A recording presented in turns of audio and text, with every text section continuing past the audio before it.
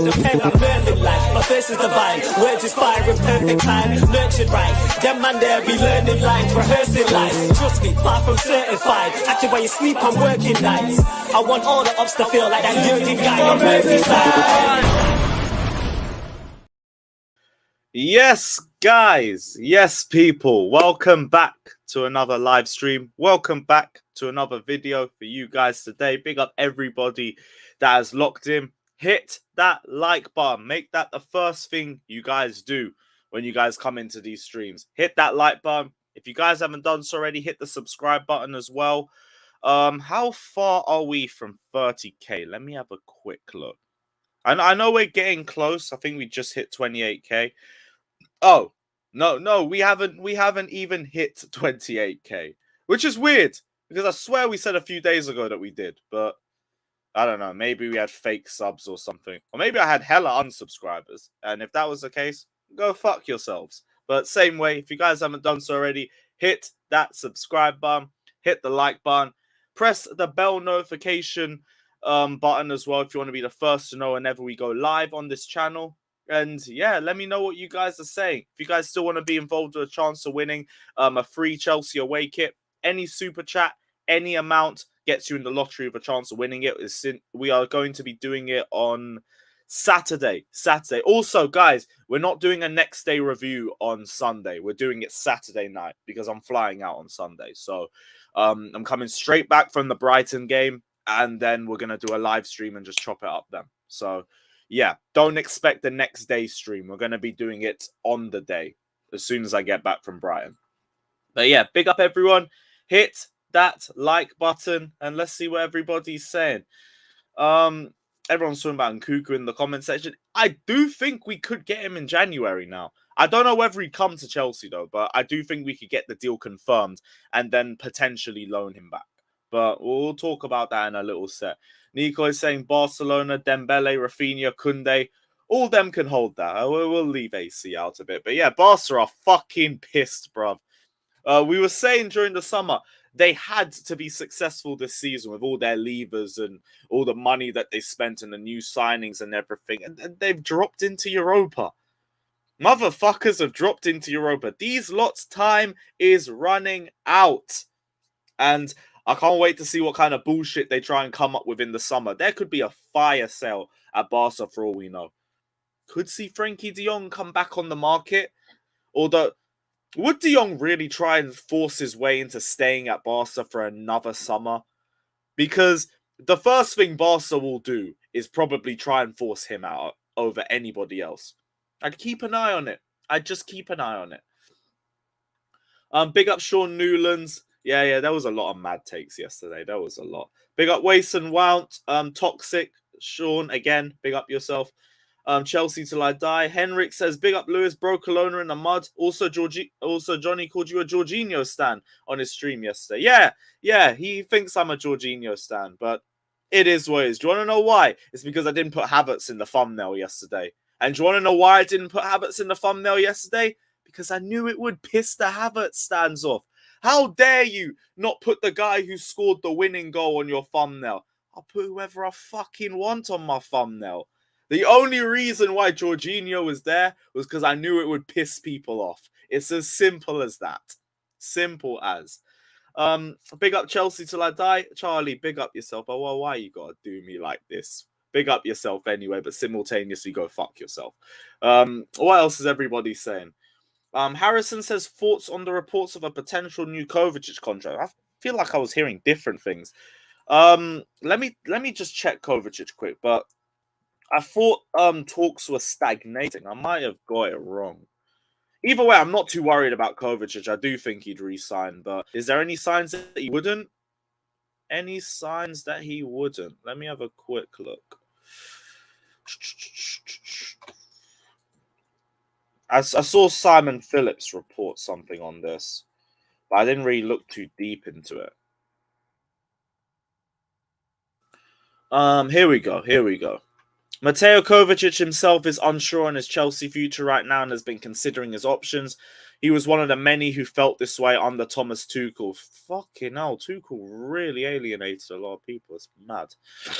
Kovacic is loved by Chelsea, by Potter, and by the new owners.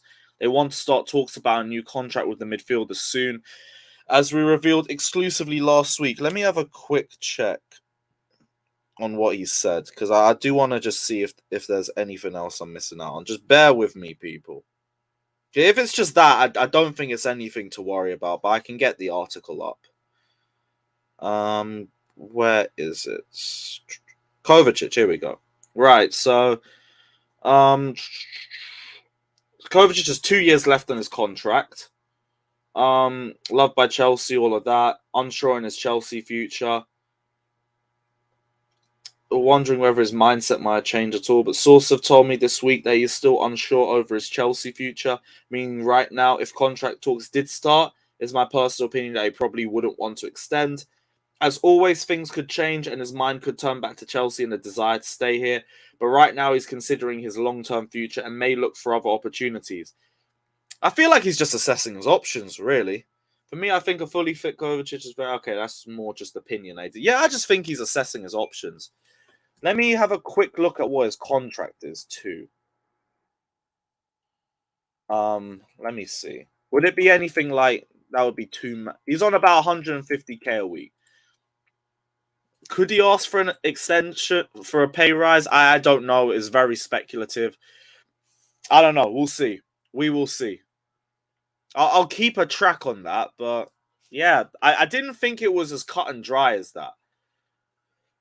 Daniel says Havertz stands up sub. Oh, well, if that's the case. Oh, dear. Tears in my eyes. Tears in my eyes.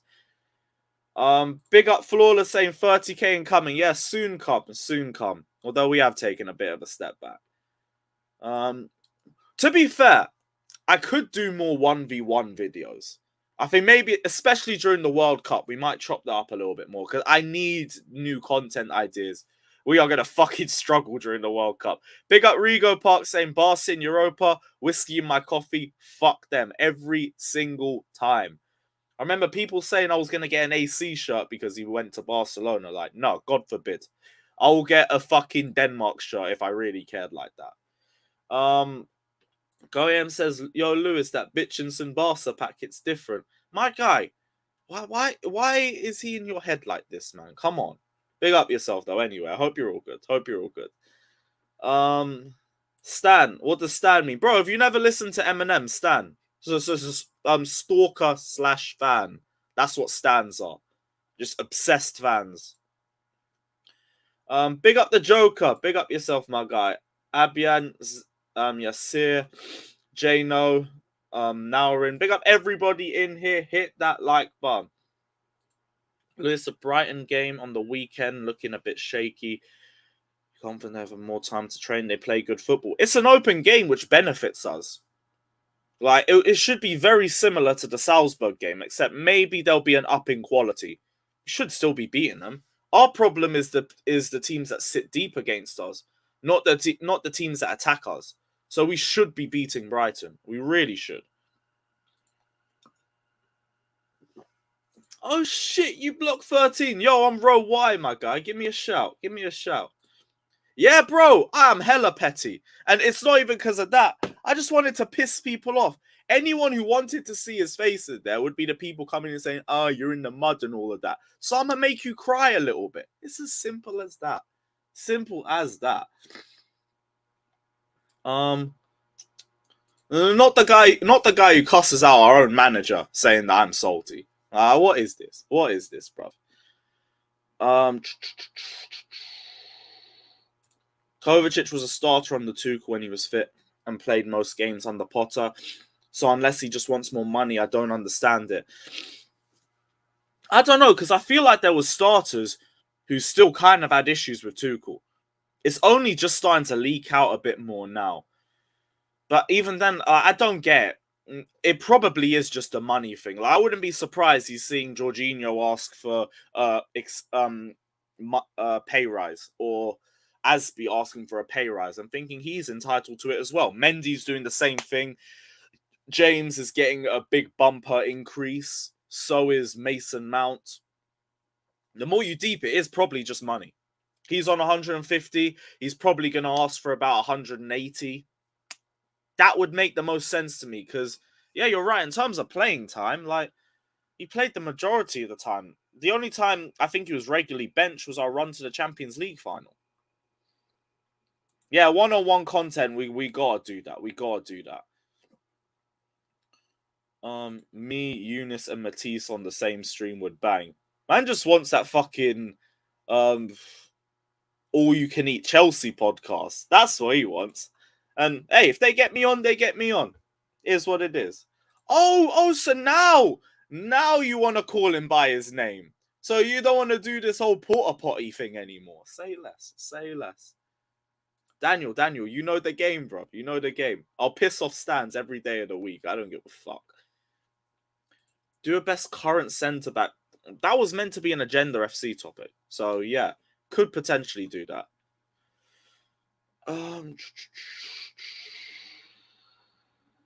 Also 28 years old, last big contract. That, yeah, if anything, it definitely is about money now, the more we discuss it, because Rudiger was around the same age bracket, and that's why he wanted such a big increase in his contract. So, yeah, fair enough. Let's go into this Nkunku stuff quickly. Fabrizio has said Chelsea have everything under control. Deal is agreed in principle with RB Leipzig for Nkunku. Player has said the medical is waiting to sign the last details, and then it will be a here we go for 2023. And from the sounds of it, it sounds like we could see this transfer be announced in January. And I didn't think it would be like that. I thought it would just be a verbal agreement, and then we go in and take him in the summer. But with this in mind, I kind of expect it to be a January signing now. Probably loan him back to the season like we did with Slonina, like we did with Pulisic. We did that with Pulisic back in 2019. And it looks like Nkunku's going to be announced within a matter of weeks or something, which is very positive for us. I don't think we will sign him and he will be playing for Chelsea from January, because you don't sell your best player midway through a season, even if they aren't contending for the Bundesliga. Or are they contending for the Bundesliga? Let me have a look at their table. Let me have a quick look. Oh shit, they're 8th. They're 8th, but they're also they're only 7 points off. Yeah, okay, yeah, they wouldn't get rid of him right now. No chance. But he looks likely to be coming in January, and we can close that chapter very quickly. Let me know you guys' thoughts down in the comment section below. Ari says we're monitoring Sesko. Isn't he literally signing for Leipzig? Because I heard this, but I thought, what the fuck? Isn't he meant to be going over to RB Leipzig after the season's done? I don't know. I think our time has come and passed with Sesko. I don't think he's coming to us. Don't think he is. Shaq says, good thing we didn't get Lewandowski now. Is Lewandowski stinking it up for Barca? I still would have brought him in. Still would have. Every day of the week. I need to do that, but like I need to get a next-gen console ASAP if I want to get that done. Because the World Cup's in like 3 weeks. Do you think Nkunku? No. He might need some time to adjust. I keep telling people, like, don't overhype this transfer because we've done it too many times with Pulisic. We did it with Havertz. We did it with Werner. These Bundesliga forwards need time. Like, even United fans, they'll tell you with Sancho. Sancho ain't hit the ground running in like 2 years. Well, a year and a bit, however long he's been there. So I don't think he's a Werner. Werner has like zero tech. He is literally just a kick and run merchant. Nkunku has got tech. He can beat players. In set pieces, he's very, very good. And we are dog shit at corners. Dog shit at them. And Nkunku might be a revelation for us in that regard. But as a player, he's nothing like Werner. I would be very surprised if he has a Werner sort of impact at Chelsea. God forbid. But I think he'd be a good transfer for us. Like I do say, though, I do think he's very similar to Havertz in that regard, which only just makes the idea that he could potentially be leaving look a bit more realistic. Obviously, we saw the Christian Falk thing where He said Bayern did approach Havertz's agents. I don't know if he said Havertz rejected or if Chelsea rejected, but Simon Phillips said Chelsea rejected too. So maybe it's a case of both, but I do believe Chelsea rejected it in general because as frustrating as he's been in a Chelsea shirt, it makes sense that we would have given him the third season. I would have been very surprised if we sold him after 2. Even if I'd kind of already thought this guy's a bum by then, I would already accepted we were going to give him the third season. And who knows, he could still turn it around, but I expect Bayern to come in again next summer. And I think it'd be a lot harder to say no to Bayern if his consistency doesn't improve. But again, let me know your thoughts on both of those topics. And Nkunku and Havertz links to Bayern Munich. Let me know what you guys are saying. We would want to... Yeah. That's the whole reason why we're going in. We're paying extra as a result of that. And I'm fine with it. It's not my money. It means we get the transfer sorted quickly. And I like that Bowley isn't being stingy about it. He could easily wait to the summer and potentially... Probably... No, even then it's smart. Because if you wait until the summer, with the bidding war that would probably happen for Nkunku, you probably end up paying that amount anyway. We're just doing it early. So, yeah, this is very smart from Chelsea. Very smart. Yeah, Sesko signed the pre-contract. Yeah, he ain't coming. He ain't coming at all. What else is everybody saying? Henrik Jensen is saying, do you think Leao would renew with Milan? There's a chance. I was watching the Ben Jacobs stream with Jem earlier today. And he did speak about this. He said there's a chance he could stay at Milan. There is a chance, but I think it's very unlikely. Like, he's already gone and won Serie A at AC Milan. I think he's hit his ceiling there in terms of achievements. He's not going to win the Champions League there. Maybe he could win another Serie A, but he could probably do that this season anyway. Although, again, I don't really know what the table's saying in Serie A too. Let me have a quick look. Yeah, they're second. He could easily win Serie A again. That would be his ceiling. I don't know why he would stay there unless they offered him a crazy contract, like a stupid one. If they don't, they probably lose Leao in the summer because this is the last year that they can get any sort of money for him. He's got 1 year left on his contract. And for Leao, like, I think he's done everything he needs to do there. There'll be other clubs in for him. Chelsea would be in for him.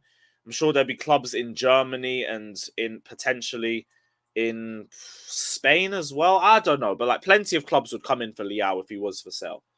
So I would be very surprised if he stayed at AC Milan for another season.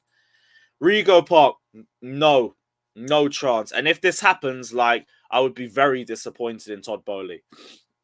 The only way this makes sense to me, if it's a 6-month deal and he knows and can accept that he would be on the bench for certain games. Because I don't understand why he would be willing to go from one bench to the other. Maybe us having Champions League football helps in that regard, but like, I don't get it. Oh, are we going to just start him in Champions League games and then he sits on the bench in the league matches? Maybe as a cup, maybe as in a role for playing in cup games it would work, but it's just not realistic. And I think it's more of a step back for Chelsea, if anything. But yeah, let me know you guys' thoughts on Ronaldo to Chelsea, even though I kind of know you guys' thoughts. And God forbid. Abian, what is it? If it's the World Cup? No. Lewandowski got 70. Then who would say no to him? Who would say no to him? That's ridiculous. Do England watch-alongs? I could do, but like, I'd rather just go out and enjoy the game. I can't be asked to just sit here and stream it. I might do that. I might do watch-alongs for other countries, but England just depends. If there's motives, I'd rather go to that. Who do you sell to give Nkunku his place in the squad? Ziyech and or Havertz. Just rather they both leave in general. Like, Nkunku and Havertz are playing very similar positions, and Nkunku looks a lot better technically. So, yeah, I'd rather bring him.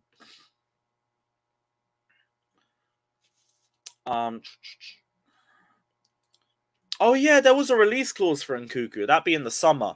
That's okay. Now I get why they're more willing to let Nkunku go in January because we're offering more than what they would get in the summer. Smart. Smart. I completely forgot about that. What says thoughts about the football terrace? Big them up. I got time for Terry, KJ, everyone over there.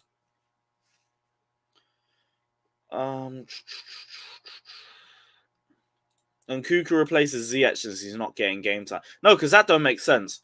You replace a bench warmer with someone who, what, would be another bench warmer? Like, Ziyech, I don't count as a part of the squad anymore because he don't want to be here. He barely plays. He gets, here you go, minutes. Like, 2-3 minutes at the end of games. He ain't a player. Like, let's be real. He isn't. He's just there. Man's a mascot at this point. I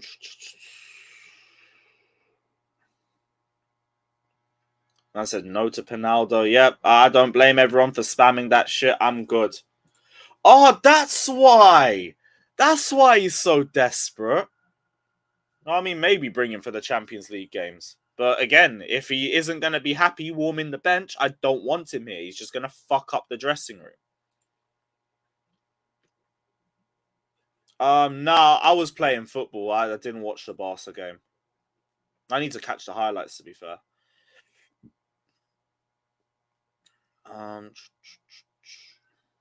What's the thoughts on Kova injury? Yeah, I did see this. This guy, like, we need to be very careful with how we manage his minutes because he will be playing a lot during the World Cup, and if anything, he'll want to protect himself for that. And I'm very worried about any injuries in midfield because we are already like very thin with our rotation, especially with Reece James out because now we have to use Loftus-Cheek for wing-back depth and for midfield depth. So I don't know. I don't know, man. Obviously, he's still good enough to play, but we need to be very careful with him. It is possible that you can play for a long period of time with knee injuries, though. Like I remember hearing that Zlatan, I think, spent the majority of this year getting fluid taken out of his knees like 2-3 times a day, just so he was able to play regularly for AC Milan and their run to the Serie A title. So it is possible, but I'd love it if he was able to just have a break during the World Cup. Wait, is Croatia's defo in the World Cup, isn't it? I hope I'm not talking all this waffle and he's not in there, but I'm talking like he is. So if he is, then yeah, it's weird. It's a bit weird. Everyone's saying Kimmich bullied Barca, but we ain't gonna get a Kimmich. I'm talking about Declan Rice. Like I keep saying, if the price tag goes down for Declan Rice, my ears will start to open on this. Until I hear it goes down, I'm not listening. I'm not listening. I'm not listening to 100, 150 million or anything like that. Once the price tag goes down, we can talk. We can talk. I don't think he's shit. I just don't think he's worth the price tag.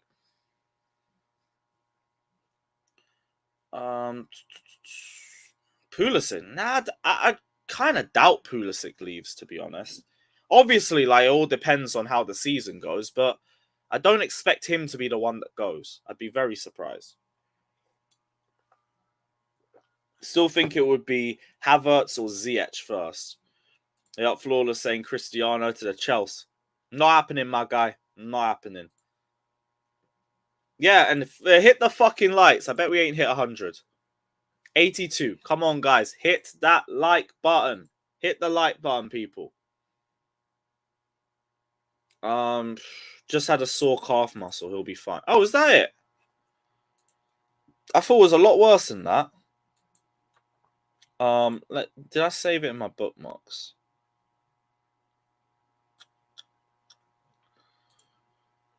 I can't be bothered to find it. It is what it is. All right, we got over 300 of you guys in here. Big up. Big up. Yeah, Croatia's in the World Cup. Yeah, I thought so. I'd be very surprised if they didn't make it. We better pay that money in the summer for debt. Again, depends what the price tag is. It should be going down at that point. If it even gets to an 80 million points, like, whatever, just don't spend 100 million. It's stupid. It's fucking stupid. I'd want it to ideally be around the 60, 70 mark, but I get also with Premier League tax and everything, English tax, you're not getting that. You're not getting that. So if it's 80, I'm fine. I will accept it. Again, also, not my money. If he signs, it is what it is. Apparently, if West Ham don't get Europe, we might get him cheaper. Why would that be? I haven't heard that. Oh, yeah, Bruno. I didn't even speak about these bozo Bruno Guimares links. This was ridiculous. Nizarkin Salah says Chelsea have inquired about signing Bruno Guimares from Newcastle. Real Madrid's interest in the Brazilian prompted the Blues to make their move, but the Toon are plotting a bumper new contract to convince him to stay. Like, I can respect the balls on our board for this sort of deal, to even try and push for it, if it's even real, but why would this deal ever happen? Like, he's happy in Newcastle. He's part of a massive project. There's unlimited resources. As long as he continues to ball out, he is going to get a ridiculously priced contract. The fans fucking love him there. He will be in the Champions League in 2 years, if not next season. In what world does this make sense? It makes absolutely no sense. I could even see this being a little leak from Bruno's camp to try and push through the contract negotiations. But it makes absolutely no sense for him to be coming to Chelsea. I would take him every fucking day of the week. I'd take him, but it's not happening. It is not happening. Not happening at all. Ace Ready says, ask Qatar for money. They're spending 220 billion for the World Cup. Ask Qatar for money on what? I don't know. Deals, I'm going to give Troops a shout, you know. That's a good shout. That's a good shout.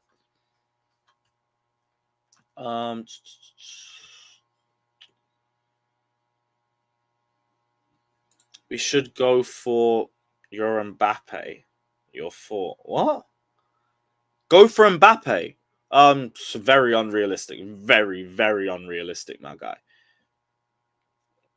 Bro, no, it's not happening. It is not happening. No chance are we getting him. Zero chance. You got more chance seeing fucking, I don't know, Bakayoko return than Guimares. That ain't happening. What else? Oh, Josh sent me a DM. Let me have a quick look. Is it my one or is it on my private? Oh, Chelsea goals and assists per 90 all competitions this season to date. Pulisic is 0.71, Mount is 0.49, and with Aubameyang, Sterling's on 0.46, James 0.40, Broja 0.33, Fafana 0.29, 0.29, Chilwell 0.28, and Havertz 0.27. Yeah. Fucking hell, bruv.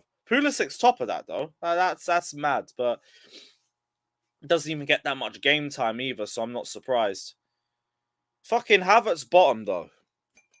With the most minutes played. Imagine my shot. Imagine my fucking shot. What else is everyone saying? Bruno G or Bruno? Not your Bruno. Not your Bruno. We ain't coming in for him, bruv. We ain't coming in for him. Did also see that we could be looking for a right wing back in January with Reece James's injury issues, and thank the Lord. We've been linked with Denzel Dumfries, and we're still monitoring him. We've also been linked with Nelson Semedo from Wolves. Tino Livramento is still being looked at as well because there's a buyback clause that I think comes into play at the end of the season. And potentially Dujon Sterling could return on loan from, I think, Stoke. But it's about fucking time we look for some depth because we are running Reece James into the ground. You might not like the name of the player, and the player that we bring in might not be at the same level of a Reece James, but don't expect that to happen either. Because why would someone of Reece James's quality, or even close to his quality, come to Chelsea and warm bench? It wouldn't happen. Whatever. I just want to get a decent wing back. If they have a few holes in their game, like, fair enough, it'll be annoying, but we move. But their depth, the player would be coming in to be a number 2. So what you see with them is kind of what you get. Like, I like that we have Cucurella and Chilwell as our options on the left-hand side. Chilwell has been iffy this season. We'll call it what it is. But the fact is, it could be Alonso instead. It could be Sarr. And Chilwell will be a better player next year when he has a lot more game time, his game management improves, and he trusts his body a lot more. So I'm not too fussed about it. Like I said, a buy one, get one free offer. I am good. I'm good. Just seen the Chelsea training. Why is it these players are so clinical in training and not in the actual match? At least they're clinical in training. I used to watch their training over the summer and they were dog shit there too. Batshuayi looked like our best finisher.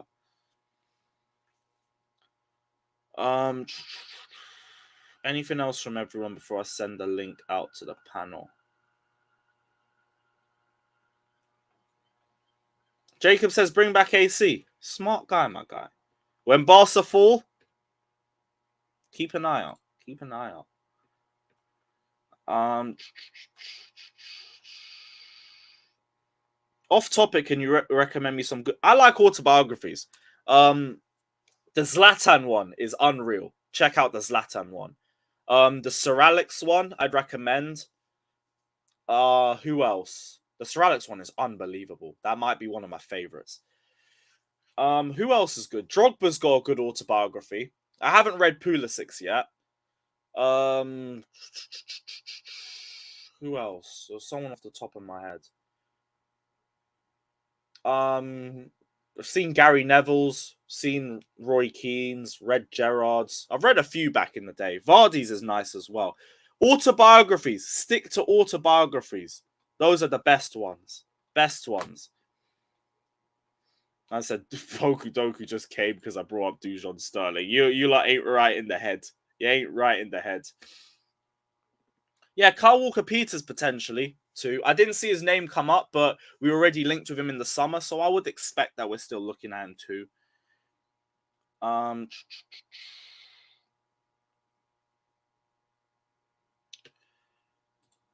what's the point, Lewis? Either you get a Shimikas level player on the right or don't play wing backs until when Reece is out. But do you think like the likes of Nelson Semedo and Dumfries would actually be that big of a drop-off compared to Reece James that would be holding us back? I'm not too sure. Not too sure. I'm going to send the link out anyway, so let's see what everyone's saying. Suarez. Yes, Suarez is a good book. Suarez is a good book. Jose ain't got an autobiography. He dropped one in like 2015, but it's like, it's a picture book. Yeah, it didn't really seem like an autobiography. Lewis going to write a novel when Kai competes his late season form, How to Rope. Bro, if Kai Havertz has his second half of the season purple patch, I will not change my stance. Because what a great trait to have in a £72 million signing that they only turn up in March. Great. I will tell you that he will turn up in the second half of the season. And when he does, don't expect any turnaround from me. I want consistency over a long range, not just one half of the season. That's dog shit. That is crap. Might have to do the forward. Might have to.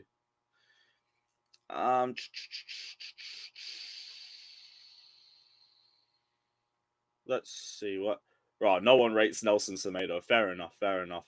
Jose actually has an autobiography. Does he? Shit, if he does, that's my next book. That is my next book. I thought it was just a picture book, though. I thought it was just a picture book. Yeah, let me throw the link out to everyone. Give me a sec. Not even that much to go through today, but I'm sure there'll be something we can discuss.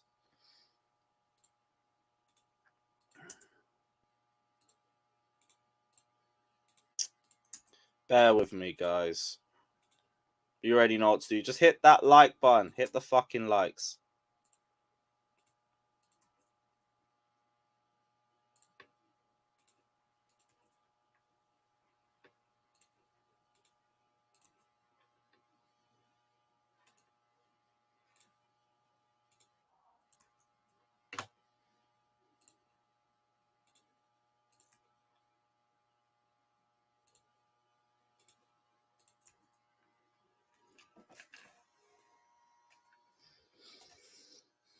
Oh shit, Gem's in here too. I might throw him the link if he's about.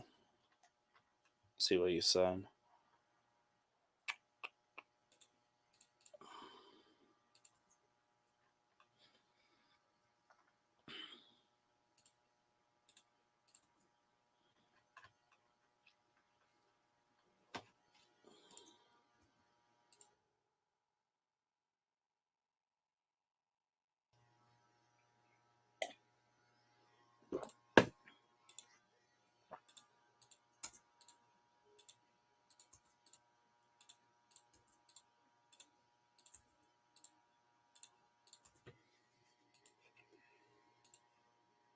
Right, cool. What is everybody saying? Yes, guys. What's up, Will?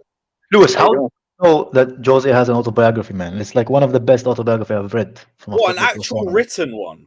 I've only seen like the picture book. Is it a memoir or an autobiography, Kai? Actually, Josh, I'll send it to you, or I'll send it to you. I have it here. I'll send you a picture of it now. Send it over. Because if I knew he had one, I would have been all over that.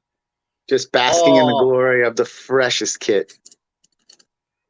And everyone's going for Reece James on the back of that one. Well, he just signed a 6-year deal. It makes the most sense, right? Yeah, absolutely peach, though. An amazing third kit. Nothing wrong with a Reece James kit. Nothing wrong at all with that. He's gone to put it on as well. Speaking of third kit, that is our next lottery. So keep an eye out in November. The kits are coming. After we've done the home kit lottery, the away kit lottery, we're gonna do the third kit one straight afterwards. So I think they're wearing it on Saturday too. What, against Brighton? Yeah, I think so. Well, it'd be nice to finally see us wear it. Fair enough. That's mad. Right. Daniel, did I not send you the link? I sent you the picture of the book, Lewis. It's really, really good, man. It's like really, really good. Oh shit, I didn't. My bad, bro. Yeah, there you go. Oh shit. Oh wait, isn't that a biography? Yeah, it's an autobiography. It was written by a journalist about him that interviewed him, and it's really, really good, man.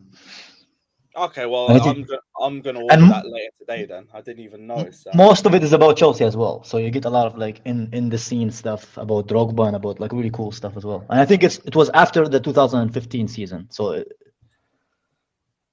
From what after the 2015, okay, so we got both spells then. Yep. Okay, cool. So I get to read about the 15-16 collapse. Big up Egal, my guy. Big up yourself, bro. Hope everything's good. Wait, what else?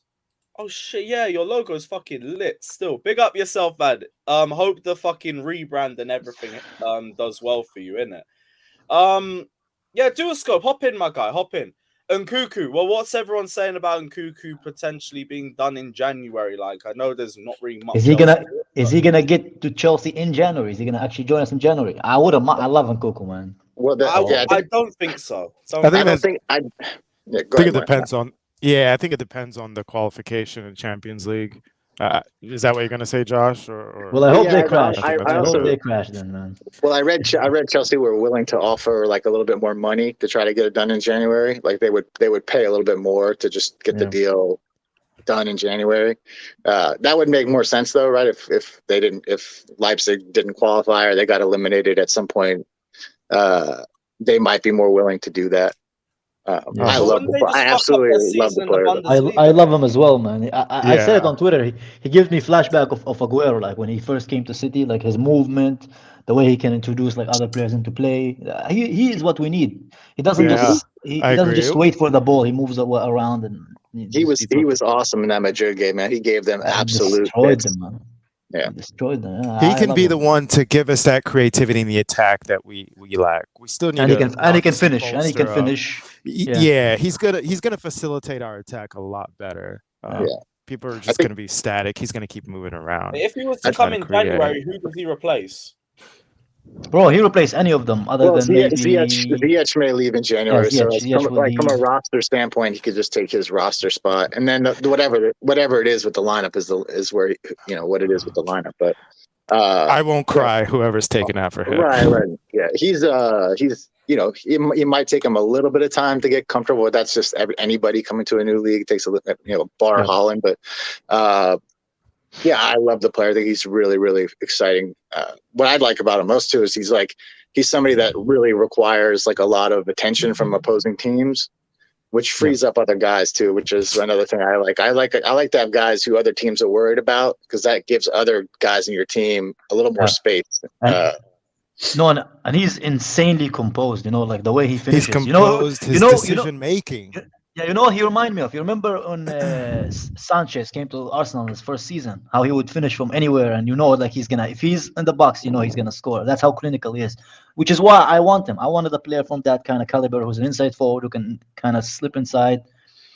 No pun intended, but he can be really good. So I can't wait, man. We had one of those. His name was Timo Werner. He's not even the same as Timo Werner. He's a much better dribbler, much better ball control. Typical, bro. No, listen. Like I said, are you trolling or? No, yes, I was trolling, but okay, half. Because I'm not entirely sold on the player, but like I said, I'll take him over Havertz any day of the week, because I think he's a better technical footballer. But I think when people are going to like the heavens end to say he's the next best thing since sliced bread, he's not. Nobody said he's the next best thing since sliced bread, bro. I'm hearing a whole lot of I'm not attacking any of you guys. I'm just saying, just the overall praise on this guy's name, I think, is over. Can you fucking blame them, bro? They watch Havertz and Mount play every fucking week, can. Man. Allow them, man, to be a little bit happy, man. What happened to this fan base, man? Hold on. The reason I can is, and the one thing is, and this is the thing that I found hilarious, is people brought up his numbers, and he has similar numbers that Sancho got in the Bundesliga, and you can now clearly see what Sancho's doing in the Premier League. So I don't mean to be that guy. I don't mean much to bring different type of player though. Sancho in Germany was an absolute kick and run guy. You cannot do that in the Premier League. I don't want to be that guy. Proceeds and being that fucking guy, man. Shut up, bro. Seriously though, man. He wasn't really kick and run. He absolutely was kicking. The high line in Germany, the one-on-one, the one-on-one in Germany, it just go by guys. Like that's literally all he was doing. It's not like he was taking guys, beating whole defenses, scoring. Sancho, no, he's not that guy. I don't recall Sancho relying so. I do agree. There was it happened more frequently over there than it does here for him. I get that, but I just think most of his most of the things he was good at was his playmaking. It's like his link up play, and all that was the real thing that I think people were getting sold on with him, and you're seeing none of that here. And I just feel like, I'm sorry, I don't see the composure and decision making maturity in Sancho's game that I see now with Nkunku. Nkunku, the way he's improved overall as a player since he joined them over the past couple seasons, you can see that this is no fluke as a player. It's not just he's just a kick and run player. We see this in Germany. We're not gonna see in the Premier League. Like Sancho. Also look at the stats. Look at the amount of goals that Nkunku scored against big teams in the Bundesliga and the Champions League, and compare it to Sancho when he was there, man. And it tells you all you need to know. You can, and if people will compare him to Werner, look at his the amount of time that he actually dribbled past a player, or actually beat a guy 1-on-1, and then tell me it's the same thing as Werner. People are just using it because it's the same fucking team, man. He's an all-rounded player. He's an all-rounded attacking player. I don't know why. I mean, that's one problem I have when people refer to him as kind of like all-rounded. You're not really going to see many people put pressure on his game and make him so we can really see how good he is in that league. Do you know what I mean? So it's like when people say he's an all-rounder and all that, it's like, yeah, but what about the Champions League though? What about the Champions League, bro? The Champions League are one-off games every now and then. I'm talking about just in the league consistently, game out. For 2 seasons. What's it called? The people. Listen. I'm just talking about like why the accolades that I hear people putting on his name. I hear the same thing. I definitely heard the same thing said about Havertz. Sancho, the all-rounder tag was slapped on him too. I know that for a fact. And listen, I'm not saying I don't want the player. I'll take the player in replacement of Havertz. You can clearly see that he's better than Havertz. He has a bit of pace and power to him. He can dribble way better than Havertz. And I think those things in the Premier League will serve you better than just being some lanky. So why are you bitching then? So why are you bitching then? It is the, like I said, the overselling of his credentials. That's what I said. Because when people bring up his numbers, The numbers are also similar to Sancho. So I'm attacking the numbers forefront. That's it. That's what I'm saying. So if he had shit numbers, you'd be like, oh, he has shit numbers. How is he gonna do in the Premier League? And when he has good numbers, you're like, oh, the numbers I'm attacking because they're similar to Sancho's. Kai, you're looking to get triggered. I'm just saying. No, I'm just saying. I'm just saying. Don't get sold on the numbers. Mean fuck all. If I'm honest with you. That's what I'm saying. Yeah, but he also passes. The numbers. He passes the eye test against big teams. Exactly. So this Sancho. So this Sancho. No, Sancho did not. That's absolute He's cap. better than Sancho. What's Sancho done since he got to the Premier League? Tell me, what has he done? Well, that's not the right question. That's my point. That's my point. I get what you're trying to say. Hold on. Those two players are extremely different. They're different. You can see. I was talking about the numbers. The numbers is when I brought. Yeah, and their numbers are. Who cares about the numbers? The same. No. Who cares about the numbers? Because a lot of players from the Bundesliga have a lot of numbers. We don't care. The point is that that's not what we're talking about. No. You're missing, again, you guys are perfectly trying to so hold on. What are you saying? Are you saying he's not going to get numbers in this league, or what? Like, what's the point of the last 5 minutes? Hold on. Listen, you joined me through. You weren't here from the beginning, so don't attack me like you were here from the beginning. I was listening. I'm saying, people. I was talking in the general. Like I said, I'm not attacking anyone on the panel. I'm just saying, on the general forefront, where the accolades that have been slapped on his name in regards to his numbers, people need to disregard that. That was my point. Why do you believe he's not going to get numbers? Not similar. No, he's not going to get similar numbers in the 2 leagues. You didn't say that from the jump. We just went 5 minutes talking about that's what I said. But people questioning me. So yeah. Nobody questioned you. Okay, you weren't here from the beginning, so stop attacking. I was listening. You weren't. Clearly you weren't. Well, Dual Score. To be fair, you never mentioned numbers until just like recently. What? But that was my first point with Sancho. No, it's not. I've been here from the beginning. You didn't say shit about the numbers. Oh my God! That was my first point with Sancho. People are overrating his numbers, but he never said what he thinks he's gonna get. Like, you think he's gonna do bad in numbers? Yeah, that's what I was saying. He said that what's the numbers over there, but he didn't say to compare it to what he expected. Hold on. No one asked me about what numbers I thought he was gonna get in this league until you just did. So that was my answer. Yeah, but no, you're the only one who asked me. When you have a conversation and you put somebody else's numbers in the other league, no, when you put somebody's numbers in the other league, that's automatically comes the question. In a different league, why is the point of mentioning numbers from the player from the different league just to say it? You're saying it to compare. You're missing the point, Alex. I said that people are getting sold solely, primarily on his numbers alone, and I'm saying to those people that you are being disillusioned. Why? No. You're right. What you said. What I'm saying is but that's not what it. For the people that, like, for example, when you say you're rightly overrating the numbers from Dava, it's automatically saying that if it's going to the different league, those numbers will not be the same numbers. That's what it means when you're saying that the numbers are false, is it? Yeah, I think I could do that. And that's what Daniel said, and I said the same thing. Do you expect numbers to drop? That's what we're asking you. Mm-hmm. Okay. Now we're on the same page. Numbers are dropping if he comes to the Premier League. That's what it is. I think most people expect that anyway. I think it goes without saying. We weren't even talking, like Josh and I, we weren't talking about his numbers. We were talking about what he is as a player. His style of play. Exactly. And with his numbers dropping, which we kind of expect, we know that other parts of his game are going to make up for it. You know, this isn't a Timo Werner situation where we're saying he only gives us this one thing. You're not going to get the same numbers here. Right. Well, even if they do, like, he's going to give us way more than that. Well, if you just look at the Madrid game, I'm sorry, Mo, I didn't mean to interrupt you. Yeah, you're good. I'm done. If you just look at the Madrid game, this most recent Madrid game, if you look at what he was doing on the pitch, the style, the kind of chances he was creating, the goals he scored, and then look at the goal Timo scored. Timo scored the goal that we all know he would score. It's a run in behind, a tap in and finish. Yeah, absolutely. He can score that goal. You have faith in Timo Werner to score. He can score that goal most times.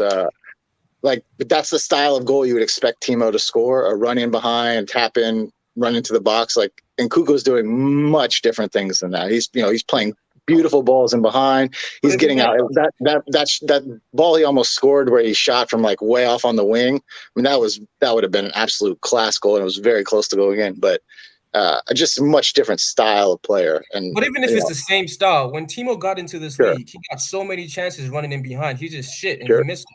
Yeah, so like it's not a question of will his style work in the Premier League. It'll work if you're not shit. Like P&P players work in this league amazingly. If you have that technicality and you have the pace and power, which Sancho doesn't have, Havertz doesn't have, and that's why they struggle. He has it. Sane had it. Mane had it. Son has it. Right? Haaland has it. Unless it's a big game for Son. Have that P&P. Like, so I'm not worried about him because he has that.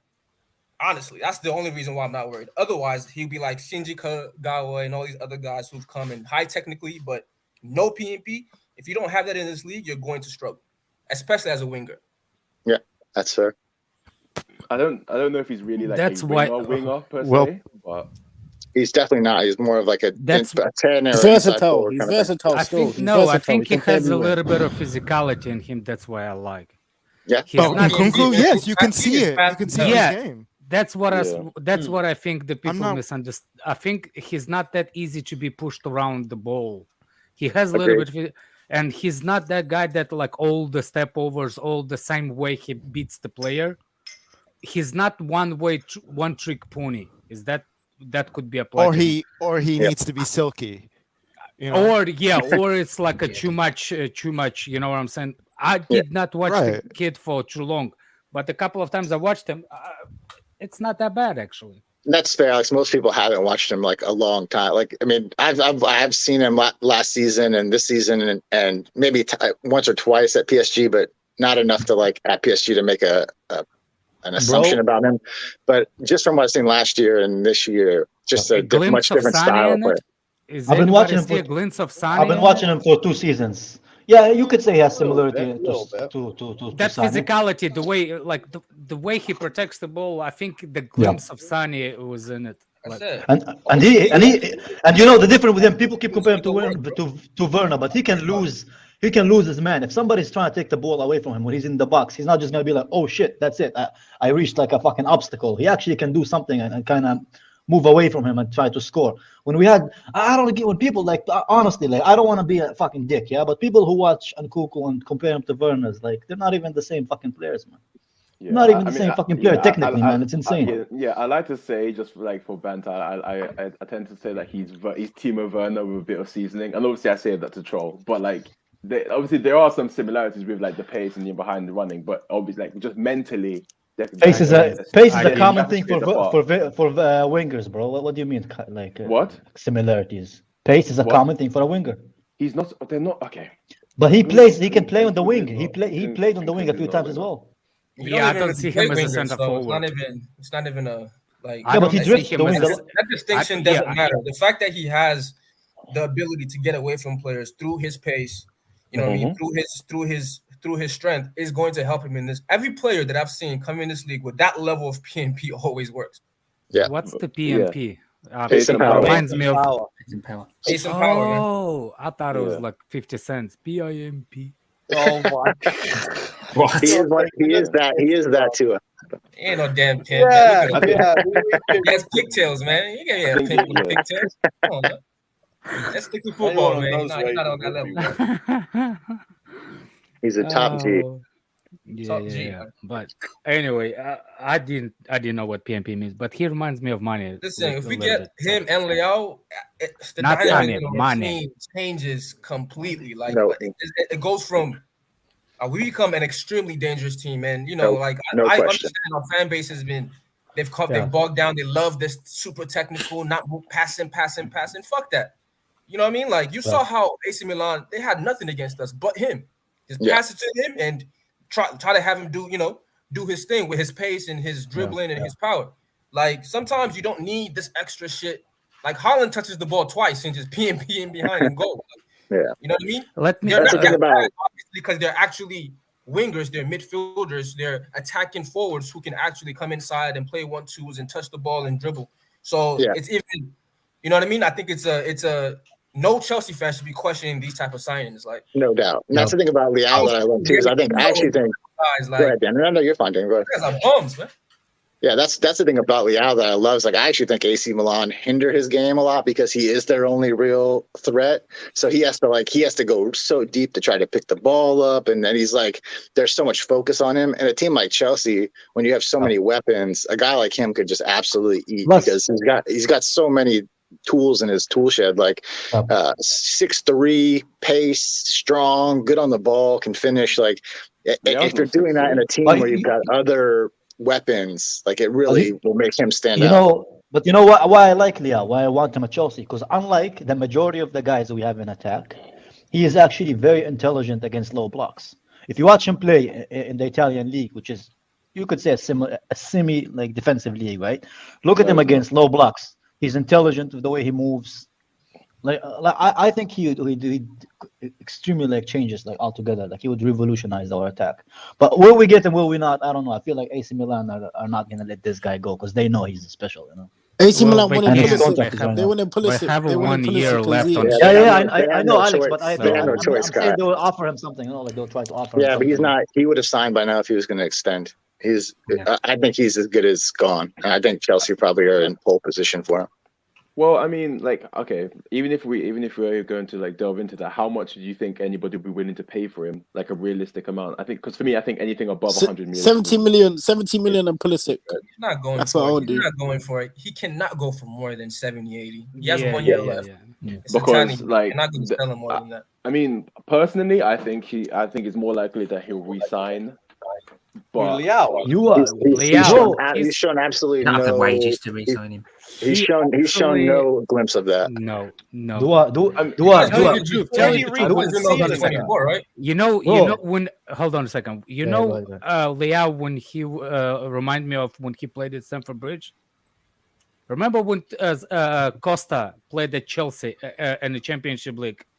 Remember after the game the way he looked around, the way like people like, oh my, there's a feeling he's coming. Diego Costa. That's how I see you see what I'm saying? That's how I saw Leao, like the way he was moving around, like looking around the pitch. Looking. I swear, man, that it could be what false narrative. When he looked around it, he looked broken. He was like, I got to get the fuck out of here. Like the level of difference.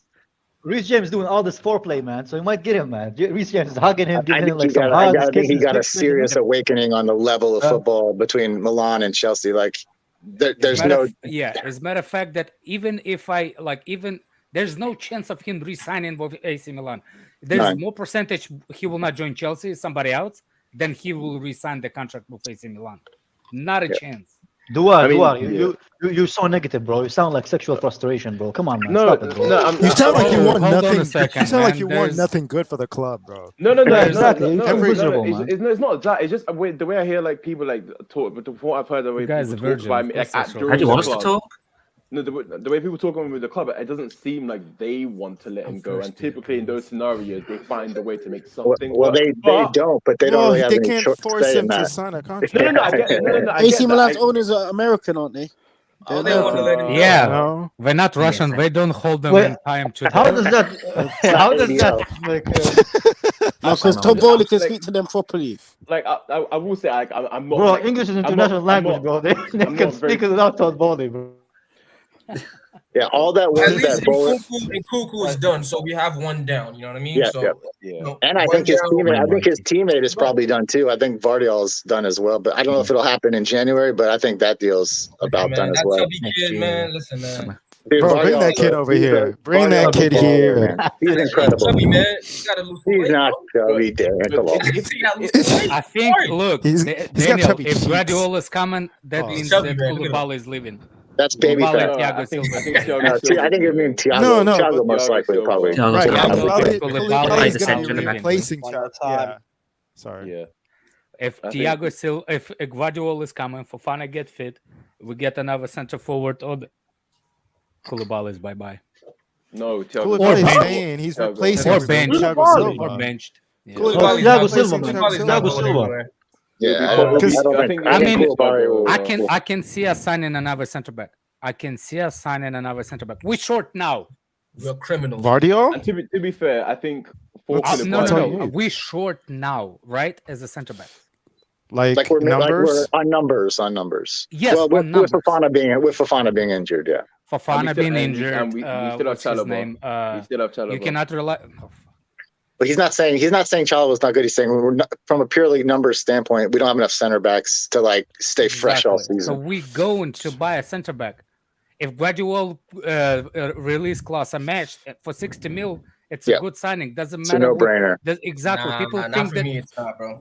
That's He's a very 21, good signing. man. That's a very good signing. What's the name? I don't know what's gonna happen. I know why Daniel is thinking for the same thing because we have a youngster. I understand your point of view, but I don't think Chelsea can wait for that. Somebody has to fill the numbers. Who's the youngster, man? And fill the. Talking about Cole. All you're doing is filling numbers. Cole is You're a not, bum. like, number one, Cole all you're doing is can't even filling get- numbers. Number two, early in the summer. We also hold on. Just quickly. Early in the summer, the same way people are, bullshitting this 6'3" left-footed center back. Sorry, 6'4" left-footed center back. It's the same way they were bullshitting Chalobah at the end of the season and summer when he was supposed to leave, right? Or let him leave. Don't need him. For Fofana is here and all this shit. But now you do need him. Daniel, he doesn't start even for Brighton no more. But he doesn't even play at all for them. Why would he play when the manager He hasn't started yet. What? The manager a kit man now. He's been hurt for a little bit. Come on, but- you make no sense. Why is he Why gonna would play? Brighton Because develop him for us? because his manager is left. Because the manager left. That's what you're saying. The guy who brought him in that was going to develop him left. Yeah, but they brought it. So what? The world is over. The guy doesn't have no more ambitions. Do you know where Brighton is right now? Why would they drop Webster for a kid that they want to develop? That's 18. Yeah, I mean, like they haven't won a game. Maybe Webster is better than him. That might be why he's playing. I mean, he should be better than him. He's 18. No, I think I'm saying, like, if he was good enough to be getting minutes, no matter the manager, they would play him because it would make the team better. Cole is a bum, man. Come on. No, hold on. He was going over to Brighton to improve, and they haven't won a game in like 4 games. They've gone over a manager change. Like their priorities have completely changed. They're not on like a path to progression anymore. Now they're going to be in a relegation fight. They're like 7 in the league or something. Yeah, no, but they're going to drop because they changed the manager. Everything they changed the manager. They actually won more games after the manager left. They haven't won a game. They haven't won a game with the new manager. They've not won a game with the new manager. Their form has dropped. Didn't they beat someone 3-0 recently? Yeah. No, they drew. They drew with Liverpool. They lost to Brentford. If I'm not mistaken, I don't think they've won a game with him there. So now you're saying if you're not okay, so it's not the. I thought they played Forest or something. Yeah. No, they haven't. I don't think they have won since he left. Yeah, hold that, Alex. But anyway, so their priorities have changed. You know what I mean? So I think right now it's all about security. Yeah. Their priority will be more factored around security than factoring in new young kids. Yeah, but lost to City. He didn't even play before though. Yeah, because he just signed. He signed towards the end of the transfer window. He's just a bum, bro. He's not. It's just, you're doing the same thing they did with Gilmore, bro. Kai. Honestly, respectfully, fuck off. You say this about every single youngster, and then you get proven wrong They time don't and time play. and time. If they're good enough, they will play. That's not this. They told me he was a bum too. He had a horrible season, all this bullshit. He should leave. Like, it doesn't make sense. You see what he's doing now after Fofana got injured, how important he is now. And people telling me that we wouldn't need a 6'3" left-footed center back as backup. First of all, this 18-year-old or 19-year-old from Germany isn't coming in to start for us, bro. Like, let's be real. If you've actually watched the Champions League, defensively, he's not a giant. His strengths are on the ball and moving forward. Defensively, I would rather play him, somebody with experience in Champions League. Nah, kid couldn't even cut at Brighton, bro. Do you know what the type of like you Kai and Jeff Bills, even though it's not here, you guys are like what's it called? Are like cash money fans. Like when if there's a price tag on a player, then it must mean he's good, right? It's like no. Actually not. He's one of the most rated center backs in Europe. But you probably thought Maguire was going to be Beckenbauer, didn't you? Because they spent 18 million. If you use your eyes, you could see that Gvardiol is he's comparing Gvardiol too. He is a no, I get that. I know. Hold on, Mario. I get that. But the thing with this Kai brother, any player. Debating you is like debating a feminist, bro. They must make no fucking. Let's move on. Let's move on. This is going back and forth. Let's move on. The point is this, right? We have so much to take care of in our team, especially in midfield. We have and all we need is cover. Fofana is going to start. Koulibaly is going to start. We know this. So we need cover. We don't need a starting player. So my thing is this, and we know how he plays Cucurella on that left side, the left center back when he's playing a 3, right? So what are we doing here? Like, my thing is spend all that money or as much as you can on the areas that you really need to spend it on, which is midfield and forward. Right. No, I don't disagree with you. Wait, Daniel, actually. That's what I want. First of all, I know we don't have unlimited resources. And getting another center back if this kid was 24, 25, like almost in the world-class stage, bring him in. I wouldn't say no, keep another. He's 19. He's 21, I think.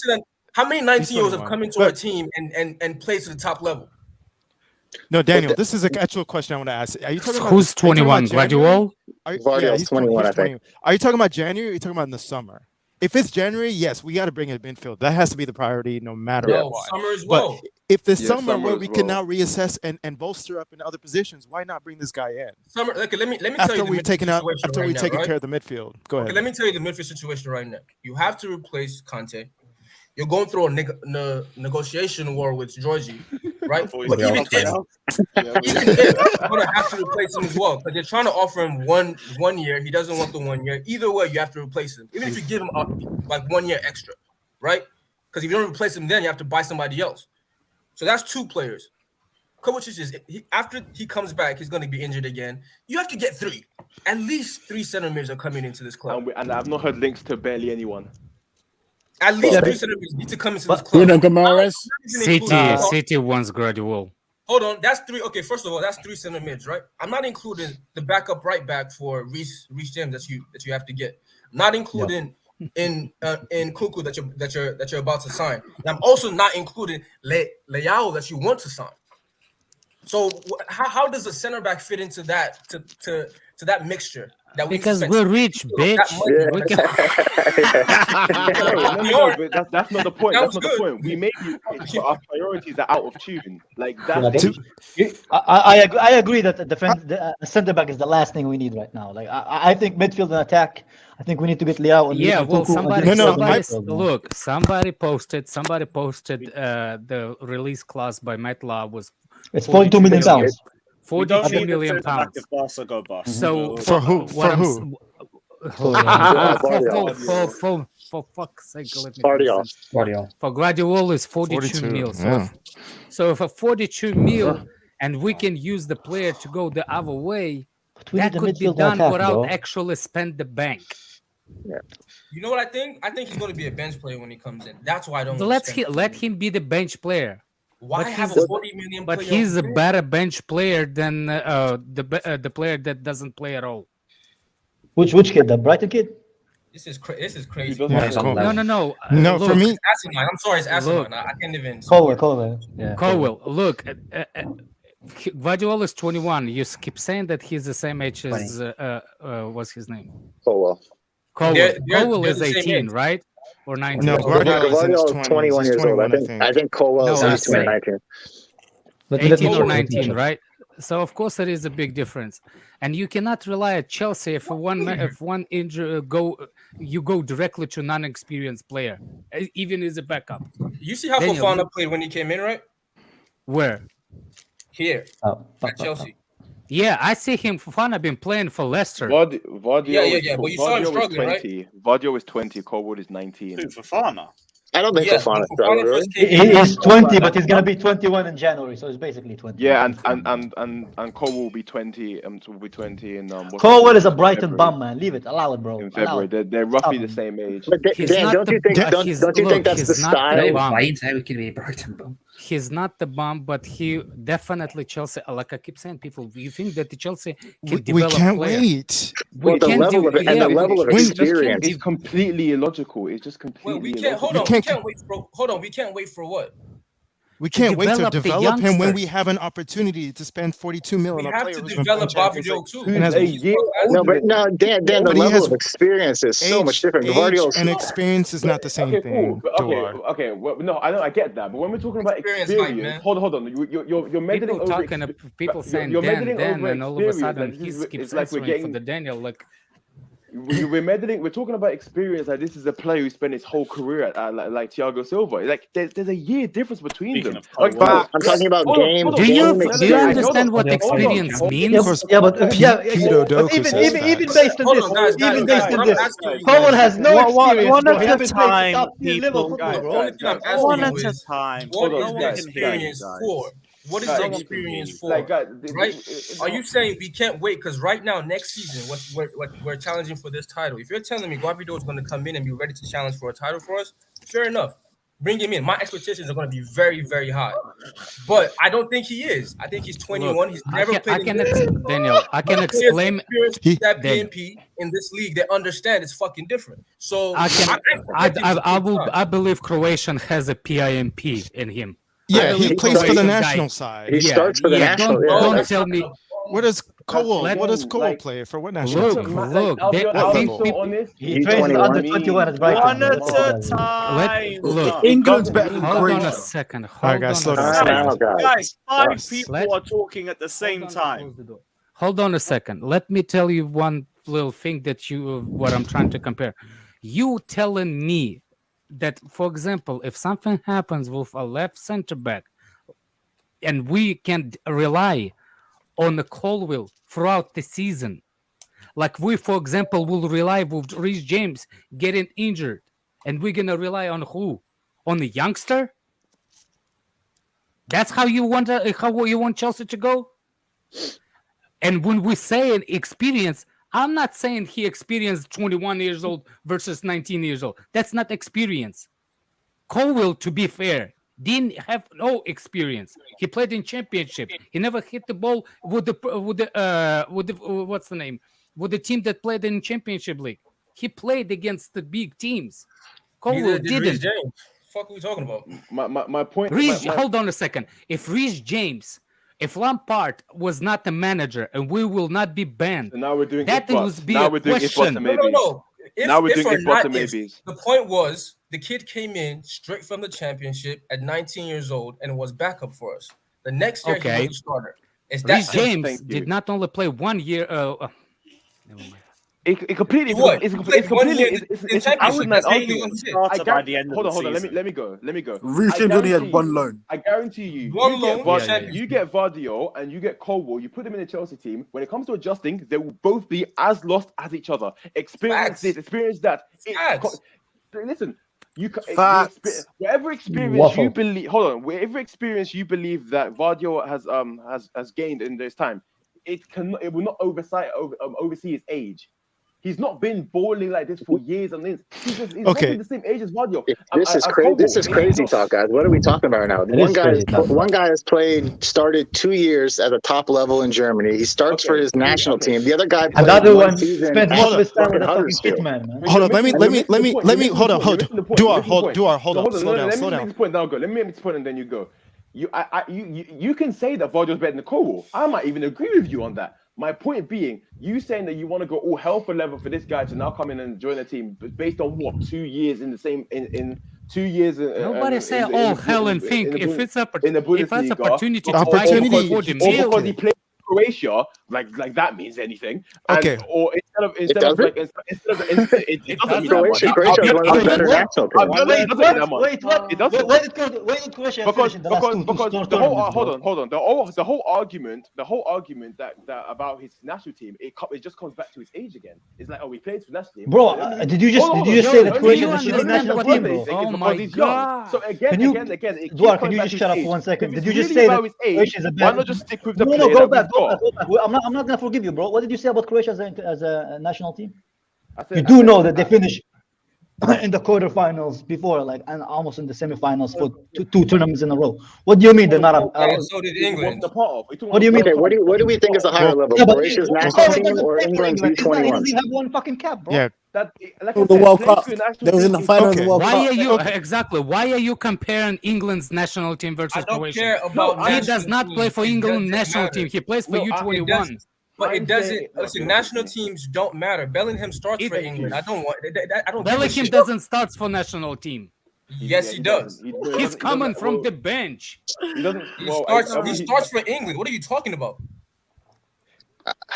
Okay, hold up. Let me ask you this, Duar, or whoever is in supporting Cole. I don't think this guy is bad. I think he's a talented player, but why isn't anyone saying the same energy for Cho? That guy's out on loan, right? And he's fine his trade. He's improving. Wait. I'm not done. Let him talk, guys. I'm not done talking. We're not saying the same thing for Cho, are we? We're okay bringing Nkunku in. We're okay bringing Leao in to improve our team because this is Chelsea, and we see those opportunities to bolster our team. We see those opportunities. So why are we worrying about these? Why are we worrying about these youngsters? So why are we worrying about those youngsters? Let me debunk that rubbish. Very easily. Can he finish talking first? First and foremost, that argument would be worth a grain of that argument would be worth a grain of salt if Cho was good. He's not. He's shit. Jesus, man. Yeah, but has Colwell played for us, and we've seen that? No, he hasn't. He's playing Championship. But we can see. No, but he played in the highest level, bro. Okay, but as Nkunku hasn't played for us either. Why do we want him? Leao hasn't played for us either. Why do we want him? Again, these are two different dynamics. The first dynamic is about two players we don't have. Now you're talking about a player that we did have compared to a player that we don't. It's different dynamics. But it's the same thing because no, it's not the same thing. No, it's not the same. It's the same thing. What do you mean? Hold on. I'm saying we're comparing a young player that we do have to a young player that we don't have. Who's established. And Cho is a young player we do have, and Nkunku is a young player we don't have. One of them can't even start for Brighton. And the only thing you're banking on is experience. The other one, City wants, because his age supersedes the experience you believe he may have accumulated. He is You're young. saying age supersedes experience? Can I? Did you just say age supersedes experience? Duar just interrupted me to waffle. You said his age. Why are you guys trying to mishear him? His age supersedes his experience because he's not going to garner that much anyway. Lewis, isn't it the same thing? His age or not his age supersedes experience? I think we're dancing everywhere. That's number one. Number two, when we're talking about Leao and Nkunku coming in, these are as starters. Gvardiol comes in, he doesn't start. Either way, he's going to be on the bench. So we're not talking about the same level, same quality of players, number one, right? That's the first thing that we're saying. Because no, it's not fair either. Because we have bumps up front. No, that's not fair either. We have a Pulisic up front that Leao will bench. We have a Havertz up front that Leao will bench. That doesn't matter if we come on whoever. We have a good center backs. Of course, it's gonna be a different competition. There's no competition. Daniel, there's no competition. There's no competition for Leao up front. No competition. You could even say that we don't have. So why the fuck are we mentioning Hudson-Odoi then? It was an irrelevant point. Is that competition in center backs? It was a stupid point. Dan, can I just ask Dan a question? Dan, if Thiago leaves this summer, you don't think Gvardiol comes in and starts in the back three? Yeah, exactly.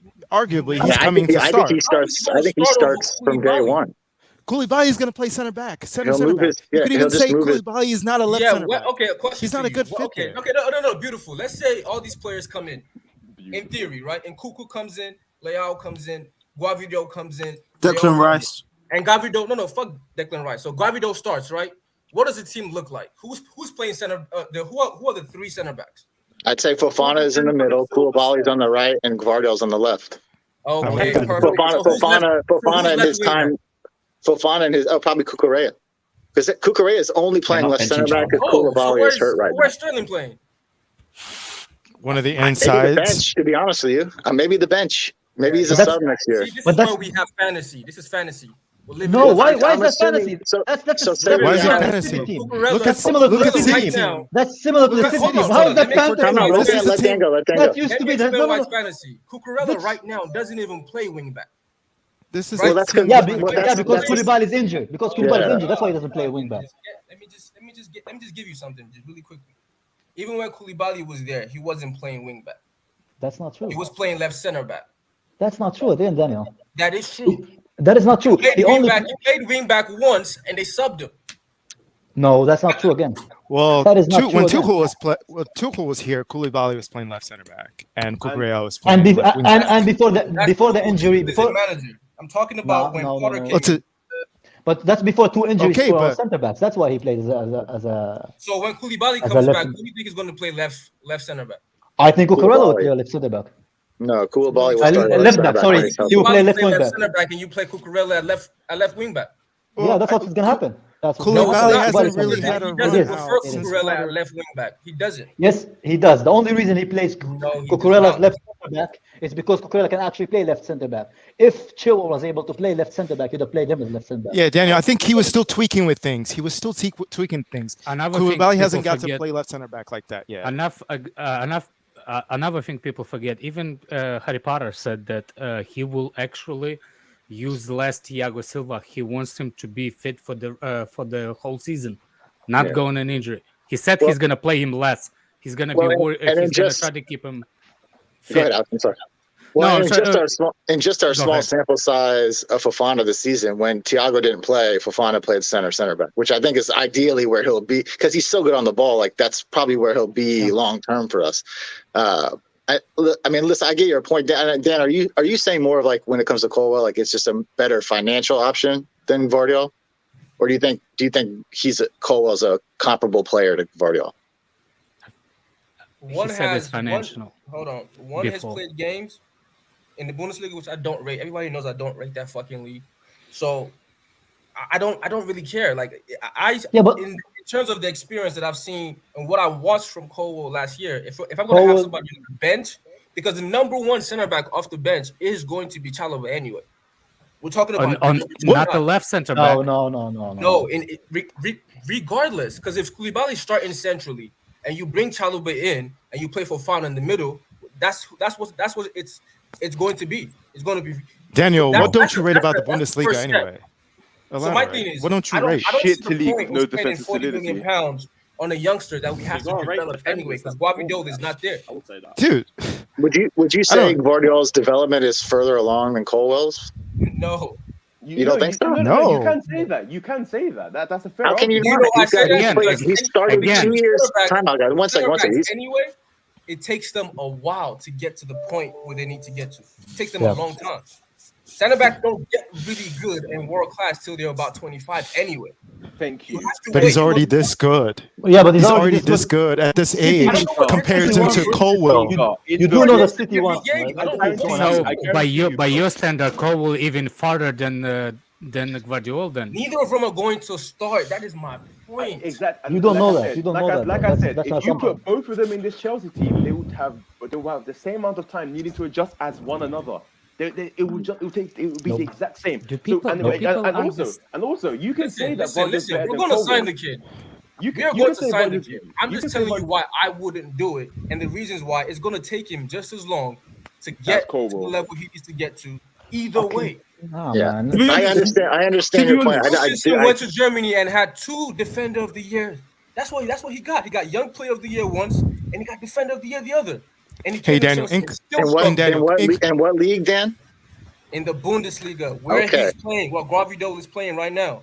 Sure, and he came back to England. So much more. Christensen came back with a higher pedigree than Gvardiol has now. A much higher pedigree. I wouldn't say that. I wouldn't say that. How? He did. How? Yeah, he did. Yeah, but you're kind of making. And when he came back, he had a bit of trouble. He had a bit of trouble when he came back. He did not have a big trouble. He started very well. He started good, and then when it went to back 2, he saw it again. But Gvardiol is much more physical than Christensen. Much more physical. Like much more physical. The only reason Christensen didn't. He's very physical. He's very physical. He fucking is, man. Christensen's a better defender, though. I didn't say. Now you're just clutching straws. Come on. For example, I don't listen. He's gonna come in. We'll see how many games it starts. I mean, we're all gonna be here, so we'll have that conversation. So yeah, but I would rather have him. I would rather have him than some kid who can't even start for Brighton, bro. Yeah, Thiago, I think again, Thiago plays a big part in this. In the starting aspect, if he signs maybe one more, say he does one more year. Then you're probably right. He probably doesn't start right away. If Thiago decides to move on, though, I think he probably slots in at left center. But I agree. I hear what you're saying, Dan. I just think your comparison to Christensen, I think, is a pretty good comparison to Gvardiol. He's got 2 years starting in the Bundesliga. He starts for his national team. Christensen started for his national team. He's the defender of the year, as far as I remember. I think. Yeah, he was in the Bundesliga. Yeah, so first season. I'd say like he's much further along in his development than Colwell is, who's not even playing at all at the moment. With that analysis, bring Gvardiol to the bridge immediately. Just my 2 cents. He's coming. Like it's not a question of what like he's already coming to Chelsea. We're trying to sign him, so I'm not. It's not about that. The Chelsea have made their fucking choice. I just think it's a stupid choice because you have to develop both these guys either way.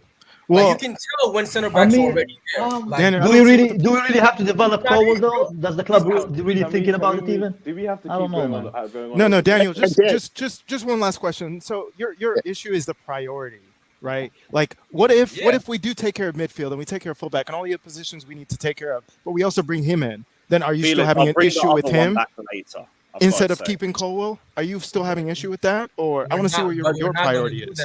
Just before you answer, we're not going to do what? We're not going to be able to. Sorry, go ahead, Lewis. Yeah, I want to read this because like I didn't read the other one. Felix says it's crazy to me to say neither are going to start as an argument. What about the amount of injuries we have? We need competent backups like Manchester City. That's why, like, even for the first year, it's also about them getting an understanding of the defenders around them as well. So you have to phase them in general. So I don't think that matters too much. But I appreciate the super chat. And even with Man City, there's a financial priority list that even days ago on, like Laporte and Diaz cost the most, and then the rest, you can see like the price of like from like 40 to 30 to 20. So you can clearly see there's Thank God his internet is bugging us. Also slightly different time. A couple of years when it comes to price makes a big difference. Like a couple of seasons ago, you could get a really good defender for 40 million, 50 million. Like now in this market, they're much more expensive. It's like not necessarily like a fair comparison to say like, well, Diaz was only 40 and Gvardiol is going to be more than that. Like it's just a different time frame. Why City's going for him?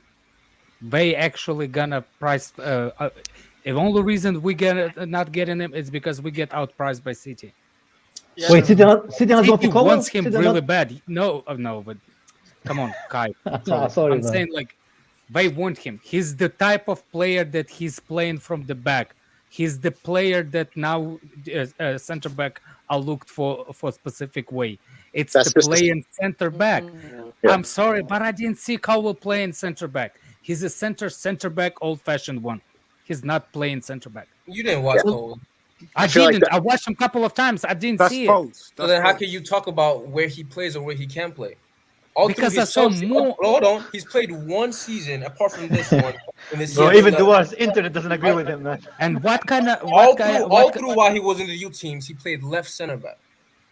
He didn't play centrally. And even this, he was playing left center back. And he played left back like 4 times. I'm talking about center back, not left back. What are you talking about? Old school, this box that you want to put this 19-year-old in to make your point makes no sense to you. What? Do you understand what central center back? He's not. Yeah. What is he's 19. He plays anywhere you tell him to play. I think the kid's very good. But I don't see any problem with bringing in a player like Gvardiol, who is definitely talented. We're going to get him on a very good price, and we can have some competition. Whoever wins out, it doesn't matter. Like, why are we doing this, picky of, we can't mess up this guy's development, things like that. We can't have that mentality. It's 40 million. If it was 60 million in the summer, I was like, okay, it's a little steep. We have enough cover. We have Colwell as well. But at 40 million, all that goes out the window. It doesn't matter then. We have to take those opportunities. This is a top player. It doesn't matter. It doesn't matter. I don't see him like that. Well, I guess that's where we just have to disagree. Yeah, we just disagree. Me, I don't like Colwell. I think he's a I think he's that good. I don't think Kai ever watched Colwell, so he doesn't even know how the guy looks like. No, I know who he is. I just don't think he's that good, man. What color is his hair? What color is his hair? Its color is black. It's like a dark brown. Yeah, the son of. So why are you talking shit, Alex? Come on, bro. I just don't think you ever watched them. That's all, man.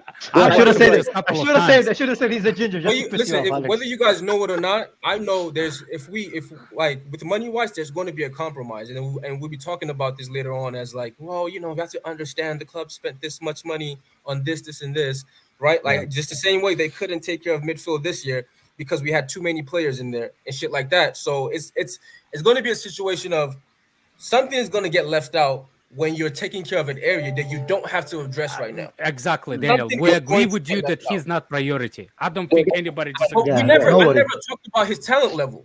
We never even talked about that. All we talked about is I don't think you called. I don't think you said he's a bad player. I'm not talking about his talent. No, Kai said he's a bum. So rest of us. No. I think Dan's talking about Gvardiol. I'm talking about Gvardiol. Yeah. No, I've never mentioned his talent level. All I've mentioned is priority and age, because I know he still has to develop. Number one, and because we have other areas that we have to, like that 40 million can get me an extra 10 to get an extra 10 on top to get Frankie De Jong maybe. Kovacic signed an extension before he went on loan, right? Yeah. That's what I want to do. So for me, I think there's a chance they both could be in the team next year. To be perfectly honest with you, that's all true. It's just priority to me. It's like you have other shit to deal with while we're looking at this. Right? Daniel, there is a possibility. Aspilicueta live in the summer. Yeah, absolutely. There's a possibility. Not possibility. 100% Thiago Silva live in the summer. You think so? I think he will stay another season. I actually don't think Harry Potter rates Koulibaly. I don't think he likes him. You think so? No, Alex is right still. Alex is right still. He's right still. Hold on. If that was the case, you would say he doesn't rate Cucurella with the way he yanks him off and benches him and keeps chill. No. He explained that. He explained that. He's looking at it. He's looking at Daniel, no, that's not what it is, bro. That's why. That's not what it is. What, you said what? It's because of tonsillitis. That's why. The guy was hurting. He lost weight. He was not. There's explanation why he been taking him out. Yeah, that's what we get in the media. This is the emotional masters coming into play now. He's smart. He's playing. He's making sure he's protecting his player. Emotional master. I don't disagree. You, man. It's the masters and emotional whatever the shit he got. Like, I don't disagree with you that he sometimes I think he does bring Cucurella off. Maybe for performance, and then says it's for tactical reasons, because he could really just have brought Chilwell off, moved Cucurella to wing back, and just went about it that way. But it's a hand in hand. We don't have enough center backs. I think he likes Cucurella. I'm not saying he doesn't rate Cucurella. He rates him. I don't think he said that. So what I'm trying to say is, I don't agree with he doesn't rate Koulibaly. Yeah, me either. Because if you look at Koulibaly's numbers, he leads the Premier League in progressive passing from center backs, which is obviously a thing Potter has shown. That's what he wants to do. He wants to get the ball forward. I think Koulibaly by a large number. I think it's like 5 or 6 per game is like highest in the Premier League. How long do you reckon he's going to take? How long do you reckon he's going to take to get used to the Premier League, though? I haven't had any issues, to be honest with the way Koulibaly plays. I like him aggressive center back. It'll take him for a year. He'll be all right. I just don't think he's in the right position for him. I just don't think he's in the right position. I think he's better in a 2, and if he's going to play in a 3, he should be in the center. He's just not like a left center back kind of player. The way I look at Koulibaly, when he got wide with the PNP, he's going to get cooked. Yeah, he's going to suffer a little bit. He's 31 now. This is why it's not he's playing. This is why he has to play Cucurella there, because Cucurella can actually keep up with them, and he knows how to play that left center back. So why are you saying? So why are you saying that we potentially could lose? Not only we definitely losing one center back, potentially 2 more on the top, and we're talking like again.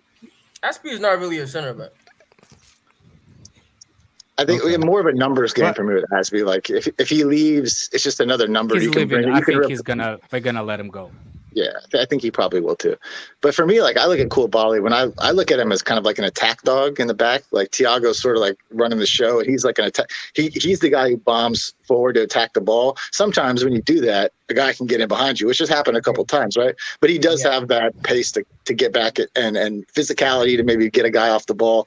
And then you also, when you do that, you have Thiago in behind you to help you out and stuff like that. I honestly haven't really had a huge issue with Koulibaly this year. I think he's been pretty solid, especially for his first year coming over. Bozo moments, but one or two.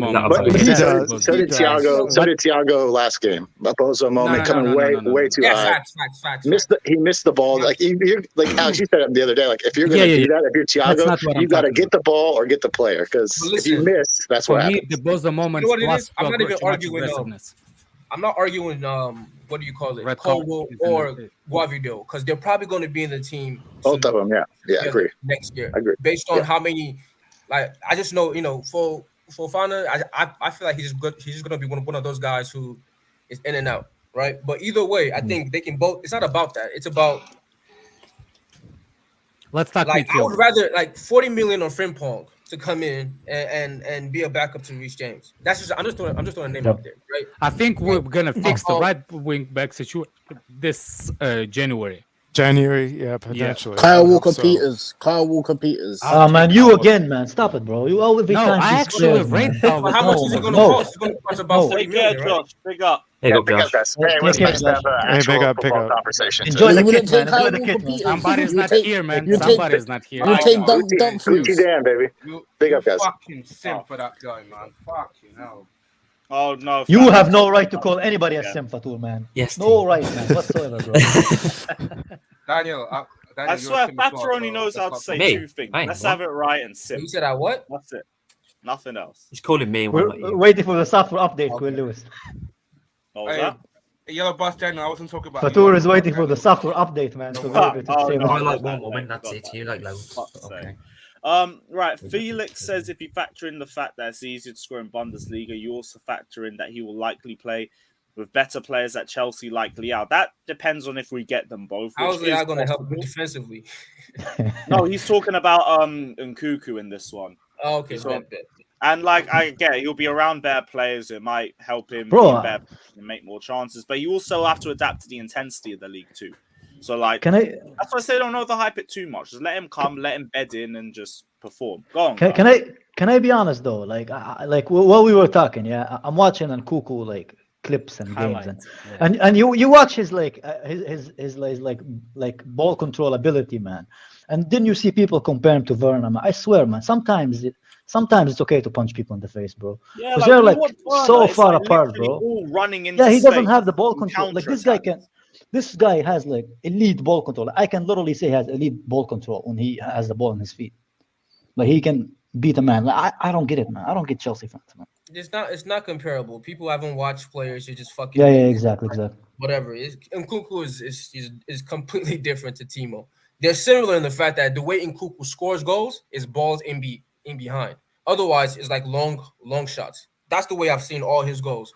Balls in behind, long shots. But in like the actual middle play, it's like night and day. Yeah, I said. Control the ball. He can pass the ball. He doesn't look like an idiot playing the ball. Like, You know what I said? He's like Daniel. I said he's similar to Sanchez. Remember Sanchez when he was at Arsenal? Trash guy, man. Yeah. People asking for Gucci Dan. Oh, well. No, instead, you lot no. can have duoscope. Big up. No, nobody wants doing no. that, bro. Listen, timing. guys, Perfect hear me out on the midfield, right? I think Yeah. we need 3. Yeah, But if 100%. we spend that money on Gvardiol, we're probably going to compromise on 1. When we could get 3 quality players. Daniel, What DM are you talking about? What DM are you talking about, Carl? Rice. No, Alvarez is shit. I'm not. Whatever. Talking Listen, about He's Yeah. not. hold He's on. Sangari is shit.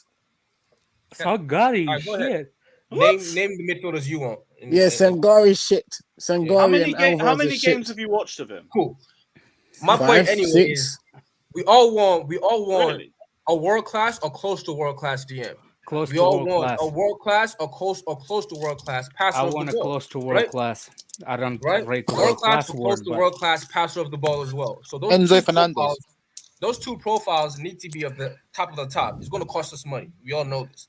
Now the third guy is, could be another DM or another 8, or it could be a number 10. You want that to be at least a very nice, promising player, right? Or an experienced player that can come in and actually play games for us. Either way, it's going to cost a little bit of money too. That player, because of the injuries that we have in our team, is going to play a lot of games. I would rather you don't spend the 40 mil on Gvardiol and get an even more quality player in that role. Otherwise, It depends what type of midfielder you want. What type of midfielder do you want? Listen, man, you can make in your mind that Lema is good. He's not Chelsea quality, bro. He's not. You could also make a case for us Casado. to avoid having to get 3 Casado, I midfielders. like him, but We he's could not keep Chelsea one of quality them. yet. I see us doing that. I'll be surprised if we let go of Conte, Jorginho, and whoever, and have to get 3 even if we midfielders. don't, We might have guys, to we have hold a on to midfielder we never Jorginho. I use, think that's guys. what we're gonna do. I have a center mid that we don't use. What about Barella? I have a different perspective. Who are you talking about? Daniel. Barella. Zakaria. He's like, on loan. Bruno shouldn't be playing as many games as like. So you need to replace the player who, like, you need to get a DM and you need to get somebody. You know what I mean? To like no. But okay, Daniel, let me press on that. What type? You said useless. He's not supposed to be useless, but he is. Daniel. You said you know what I think? And someone else. What type of midfielder are you specifically looking for? Can't you any type? De Jong. I think we'll get De Jong. I think we'll go for De Jong, man. Hold on, DM and what? DM and what? De Jong. I think we'll go for De Jong. Oh, De Jong. Okay, and an elite passer. Elite. So okay, so somebody to directly replace Jorginho. Okay, there. I mean. And somebody to directly replace Ruben Neves.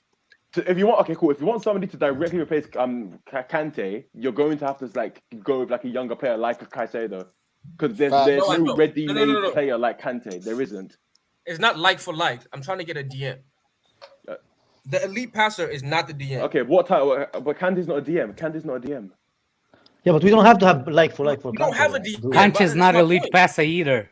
No, because he said he wants a DM and an elite passer. Kante's not a DM.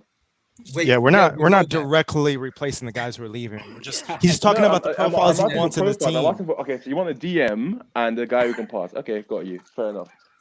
I said that 10 minutes. De Jong. Get me De Jong, man. Get me De Jong. I don't care. I don't care why. Just get me De Jong, man. You said that 20 minutes ago.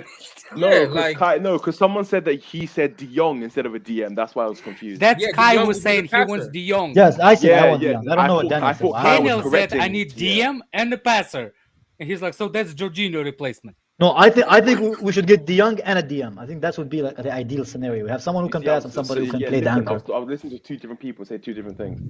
That's why I was confused. That's why you should shut up and let other people talk. I was asking the question, you moron. What's wrong with you?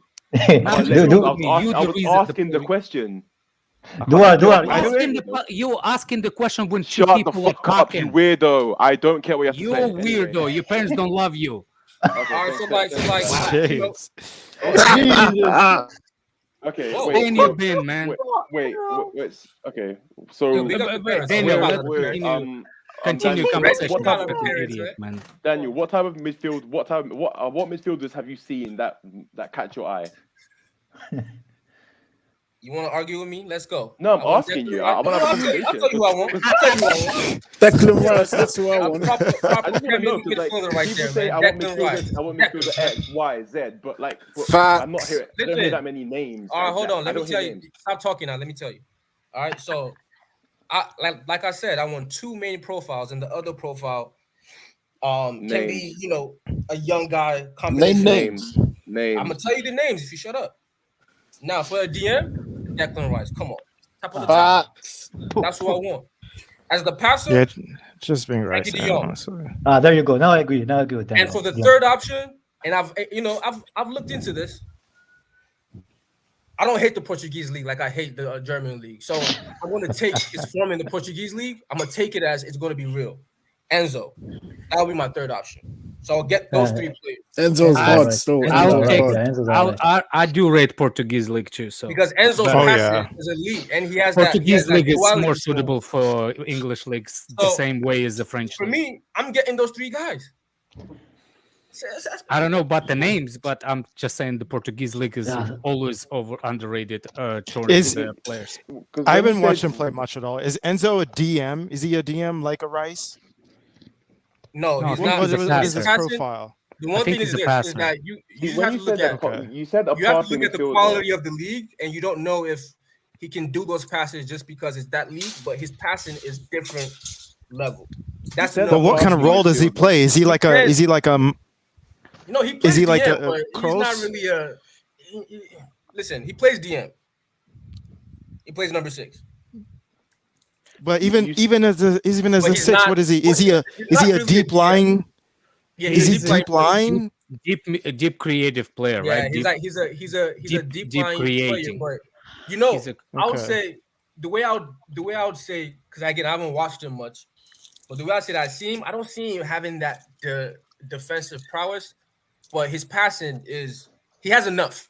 While his passing is very, very good. Now, if that translates to the Premier League, he would be a special player. I just don't know if it translates. I just I'd have one rather have a question. player like him than De Jong, honestly, completely. I have one question. Sounds You from said- the way I- you I- make it De sound. Jong, I want an experienced guy who, like, I feel like if you give De Jong 33 games in a league season, he's gonna give you a world-class season. Mm-hmm. I have a question for you, Okay, Daniel. fair You said you want a passing midfielder, and you said De Jong. De Jong's strength isn't really passing; it's his ball carrying ability, it's his dribbling.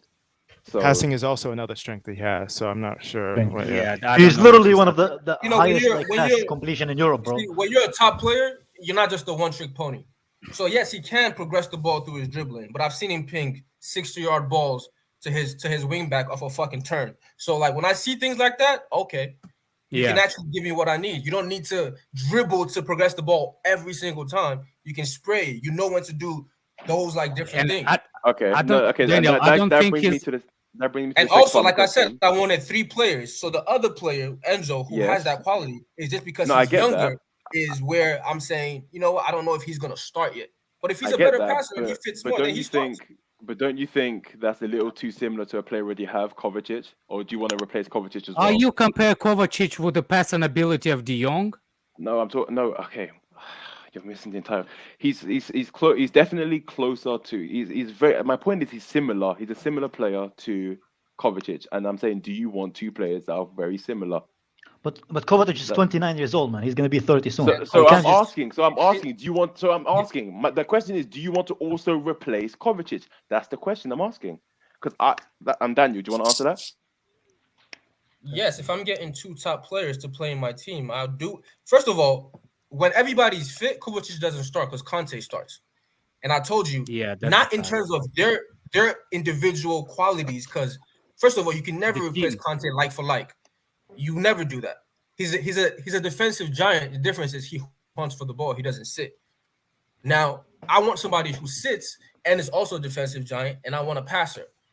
So that like Kovacic is going to be on the bench if he stays. You know what I'm saying? Those 2 players start. Jorginho and Conte start right now. Those are the 2 players I need to replace. And I think I also need to replace the other guy on the bench because I have nobody really who does that. Zakaria comes in, he doesn't play. Saul comes in, he doesn't play. Like, these guys are bums. Get me some quality like Enzo. But my fear is we're going to compromise on that Enzo quality and get somebody of lower quality because we spent the money on fucking Josko. Plus, we have very, very thin, thin options in midfield. I think like people when they say I like Kovacic, yeah, but we still like if you look at it, Jorginho he's on his last year, right? Kante is never gonna play football again if we're honest the same way again because he can't even play 3 or 4 games again. So for me, yeah, I agree with Dan. We need two or three players just for us to be able to compete again. Because Gallagher, as good as he's going to be in the future, he's still very young, and I don't know if he can start for Chelsea like. Play. And Ruben Loftus-Cheek, he's hot and cold for me as far. So I do think we need 3 players because you never know where Jorginho is going to be at the end of the season, and you never know where Kante is going to be at the end of the season. We know where Jorginho is going to be. I think the ball is still trying to reach the goal. They're not going to sign till January, right? And then when January comes, they're going to get offers that they really like, and they're going to take them. Like, this is the same Kante and Christensen thing all over again, and it's just pointless. Kante is not going to slash his wages, man. No way he's going to get. One of them's going. One of them's going. I think both of them are going to go. To be honest, I think both of them are gone. Ideally, I think only one of them should go. But even if Jorginho stays for 1 year, like even if he gets a 1 year extension, you still have to get a player. Because we can't just think like window at a time, man. We can't just think like what's gonna. We're gonna. I know keep you have it to for this replace season. him and get someone ready to take over. I get that, but like, if you're gonna keep that's Jorginho, why you then get I don't somebody see why in you would get January and another you will have a 6 months of experience till next season. That's what I think. That's Wait, what you I guys think we're gonna get a midfielder in midfielder January? now? Yeah, I know we're gonna get a midfielder. I don't know, man. This is summer in January. This is crucial. This is I don't know, man. summer. I don't see us just signing for the sake of signing, and I don't see any good midfielders now. No. This is the most important signing is going to be this January is the midfield. And No, but everybody knows. who will be available? What? Including Bowley. He knows that we need the midfielder. He knows it, but what top quality is there to buy in January? He's a midfielder, man. Who knows? Even Frankie de Jong could be available in January. I mean, Yeah, you never I would know. love that, man. I would do I know. unspeakable things, but I And don't you know think if that's that gonna happen, Dion bro. can't play in the Champions League? He can't Bro, play in the you shut Champions up, League if man. he comes. No, they No, changed the what do you mean rules. shut up? We'll What do you mean go shut for a up? few. Shut They your changed mouth. the rules a long time Shut ago. your mouth, you Everyone idiot. stop. Everyone stop. They You Everyone stop. fucking idiot. They You changed the fucking rules a long clown. time ago, bro. Wait, everyone stop. Right. Go Howard ahead. says our starting 11 is weak. Let's first focus on 11. We will do. We ain't gonna focus on depth right now. We ain't gonna do that. Felix says, You read that already? oh no, not that one. Yep. Lightbulb says safe for that. Lewis, if we don't sign a Cess-like midfielder, aka Frankie de Jong, we will never win the Premier League. No Dramatic. teams won it without a creative player in the middle of the pitch. I agree, but like de Jong has to want to leave first before we even get to that Nobody point. won with Seenak defense. also says we are trying to move to a gender fluid style Gender- of football. So Enzo, Rice, de Jong will fit that mold in midfield because it allows us to switch styles on whoever. What do you gender fluid? Agenda for So what? Just a versatile. I think he just style meant of- just a fluid style. Nah, I don't he know just why he meant put fluid. No, gender he there. just Yeah, said Yeah, one is. don't worry, Lewis. Elon Musk No. bought Twitter. We're not gonna get banned, bro. Don't worry. No, man. you- I if you don't if even you get what watch that means. if you watch what's his name stand-up comedy, the goat, what's his name? Fuck. Dave Chappelle. David Chappelle. Dave Chappelle. Yeah, remember that people in the back car seat when we. No. Anyway, Haven't seen it. what, Man, that seen it. car. The I car know what you're scenario talking is about, the Alex. best, man. I know what you're talking about. Just yeah. Oh, the It's not stand-up is complicated. awesome. Like, I just want a midfielder who's going to be able to spot Leao on the run and switch it 50 I've had to yards. check the group chat. That's it. If you that's can why do that, you win. I really like the Benacer links, even though like that Nah, he's probably, meaty. we're not gonna Look, raid it- AC Milan totally, but I Are still we think trying- I think those links, because I think those the strengths. If you want to if you're looking to replace a player like Jorginho, I think Benacer is the perfect player to do that with. No, Look, Benacer is I not. would- Benacer is dead, man. He's trash. He's not. He's Super not. He's Tama got only- Tuchel. if you're Look, Super referring to Tama the Tuchel one saying game we're we going for played, Jude we and overrun Rice. them. So what's the difference between English national team and Chelsea? We have a national team in midfield. No, I'm saying Super Tama Tuchel. We are going to go for Rice and Jude. We already have Mount in the midfield. So basically, we're trying to rebuild the English national team midfield or something. I don't know. I understand why we're going for. We're not going for Oh. Bellingham. He's going to Real Madrid. He's going to City. No, he's not. He'll probably go. I think it's more likely he'll go to City than Real Madrid. Yeah, He's going to Madrid, man. because what's his name? Galactico. Pinky. What's his name? De De Bruyne. Bruyne. He's getting old. And Gundogan. Oh, do you know who's really old? Gundogan is close to leaving as well. Tony Cruz. He's Asian and he's leaving after this year. Yeah, and we already have a gonna player sign over Bellingham. there. And they already have Camavinga. No, And not Camavinga. Tchouaméni. Well, they have Camavinga, Valverde, Tchouaméni. They have a new Tchouaméni. midfield. None of those literally are Cruz's real. Yeah, no. like you said, you don't need to replace them like for like. You just have to get No, like, and- good players. In that profile, they didn't replace. I mean, when they got Camavinga, and he's essentially supposed to be Modric's replacement. That isn't like for like.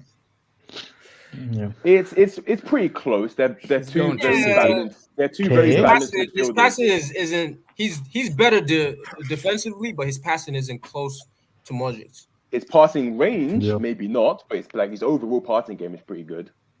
No, I didn't say it Yeah. wasn't good. I'm saying like Yeah, Modric's was yeah. elite. You know what I mean? It's different, but he can be elite under the. Can under you defensive. imagine It's if a De Jong pretty goes similar- to Real Madrid? But so many. It's not gonna happen. Man. No way. They No, want I'm saying Bellingham. like, can you imagine? He gets so pissed off, he's gonna go to Real Madrid because that's like for what's his name for Barca will never sell him to them. Don't ruin my dreams, Alex, man. I want him to come to Chelsea, bro. Don't ruin it, man. Yeah, that would be pain. Another one goes to Real. Have we talked about the Kai Havertz thing yet, or no? No, we What haven't happened? even What? got to that. I am so pissed with our club for not accepting the deal, but I also understand. Maybe next year they will. What do you think it would take for us to sell Kai Havertz? Like really? Hopefully 40 million. I don't No, think I so. mean, No okay. way, no. No, I mean They're gonna for- sell him for close to what they bought him for. They're not gonna sell him for 40. No They way. are they're not not- getting 60 mil He- for him. He's They not get a it pro. in 60 I think mil. they No, will. they get get it. it. less than a They sold contract. They Werner. get They in sold 60 Werner for mil. that. They're not gonna send. If they someone do, who's that's much younger. unbelievable business. Wait, what are you guys talking That's about Kai Havertz thing? I unbelievable thought you guys were Yeah. talking about the quotes, not No, talking about Kai some. Havertz. Because No, they no, apparently we rejected a bid from last Yeah, summer. we for him. rejected the bid in the summer for him, sadly. Oh, I see. I think I honestly, if we get I think we should this summer we should do everything in our power to get rid of Kai Havertz. I think not for 40 million. No, I'd rather him stay for 40. I don't already give a said fuck. you either sell him. You don't. I do, man. I don't want to just are you sharing in the profits? Are you sharing in the revenue? I didn't think so. No, but it's still. I don't want to just to get rid of players if we already have enough issues with our attack, having like enough quality and depth. We don't have enough depth. So I don't want to just sell players. Yeah, we talk about quality and depth. He don't give us quality. He still scored goal for us last year with this game, didn't he? I'm not selling for less than 60, man. Last game, I need consistent runs, not 3 and 15. Like the brother is dead awful. But we could say that about the whole attack. Like until we replace him. Pulisic hasn't been given a fair chance. He started and he had a great impact over the full 90. I mean, Pulisic still isn't good enough, but just on merit, he deserves to play a lot more than he actually is playing. But like regardless, people especially are repping him, especially with the other bums who played 11 games this season and showed nothing. But, he's the most expensive bum we have, though. Mm-hmm. The biggest commit, I think. Yeah, the standards have to be higher. Obviously, like there's a long season ahead. Who knows? Might turn it around. We're not gonna be talking about that speculation about Todd Bowley and his mafia co-partner of the Chelsea club, talking to the representative of that young RB Leipzig forward. Oh, Šeško's agent. That picture they snapped in the room. Yeah, I saw that. Yeah. I mean, I feel like they talk to agents all the time, but not in those kind of circumstances, man. Come on, that's not how you talk. You guest in the stadium. I don't think. What I was wondering was who took the picture. Wait, what happened? What happened? What picture? Who the hell has the balls? Who's the brave person? Like Who's the brave person? What are you guys talking about? There's a picture. Okay. When Chelsea went to the day before yesterday, when Chelsea played RB Leipzig, and there's a picture of Todd Bowley or Salzburg, whatever, same shit. What's his name? Todd Bowley, and you know that mafia guy, Chelsea owner, the other one. Yeah. Always in the pictures for some reason. Yeah. Yes. And what's his name? The mic. Somebody's mic is Daniel. Is that Daniel, brother? And what I'm saying is there is a pic. Anyway, fuck. No, tell me, man. I want to know, man. What was the picture? So Todd Bowley, the other guy, was taking a picture at the stage at the game on Tuesday with the what's his name? The guy that represents Šeško's agent. There's agent in it. Like they are having like a food and shit. I don't know. You can find it, Lewis, on Twitter. Yeah, just are we gonna buy everybody from RB, man? No. That Šeško kid is really good, actually. Is he? Yeah. But you think they're gonna sell us other Slovenian striker Šeško? Dude, those Balkan strikers, I love them, man. I love Balkan strikers. They have that. He's definitely good. Yeah, the one that actually rolled Thiago Silva, and you remember that? I remember the first game played against Salzburg. He was all over Cucurella, just bitching him about left, right, and center. Yeah, the one that scored against us. No, he didn't. Šeško didn't score against us. Was it he scored against us in the first game? No, I don't think. It was Noah Okafor. Okay. Yeah, Šeško. Oh yeah. It was a different one. No, remember about that? Remember that moment when Thiago Silva fell on his back? Yes. No, that wasn't Šeško. It wasn't Šeško. Okay. No, you're imagining things, Alex. Shut up, man. I told you. I don't want to be your parent, man. Go find your parents. You are literally imagining look for the father figure in me. You are literally imagining stuff. You are delusional. You are literally imagining yourself a father figure. You are delusional, Alex. You are imagining scenarios. Why is he delusional? What did you do, bro? Literally imagining, bro. Those drugs you're taking aren't working, big fella. I feel bad for you. Let him imagine, bro. What's wrong with you? You're on psychedelics or some shit. I realize a lot of people mention like your parents not being there. I don't know if there's a theme. I don't know why they do our scoop. If you feel bad, just remember my DMs are closed, bro. First thing. It was one person. And Daniel said that too. Daniel said it many times too. Daniel said it to everybody. Okay. Then you said it to what's the pussy's name? Nathaniel saying he's like you know what I mean? Why are you getting violent? Why are you getting violent and aggressive? He said it to Violence, Pokudoku. He said it to everybody. It's nothing unique to me, and you really need to stop like dick riding. It's not cute.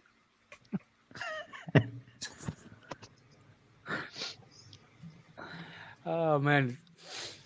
Everyone If you know anything about me, I'm really bad with names. Really bad with names. I'm the same. I'm a face person. Anyway. Anyway, exactly, JB. You NPC, bro. Shut up, bro. I was just starting my laptop, man. Allow it.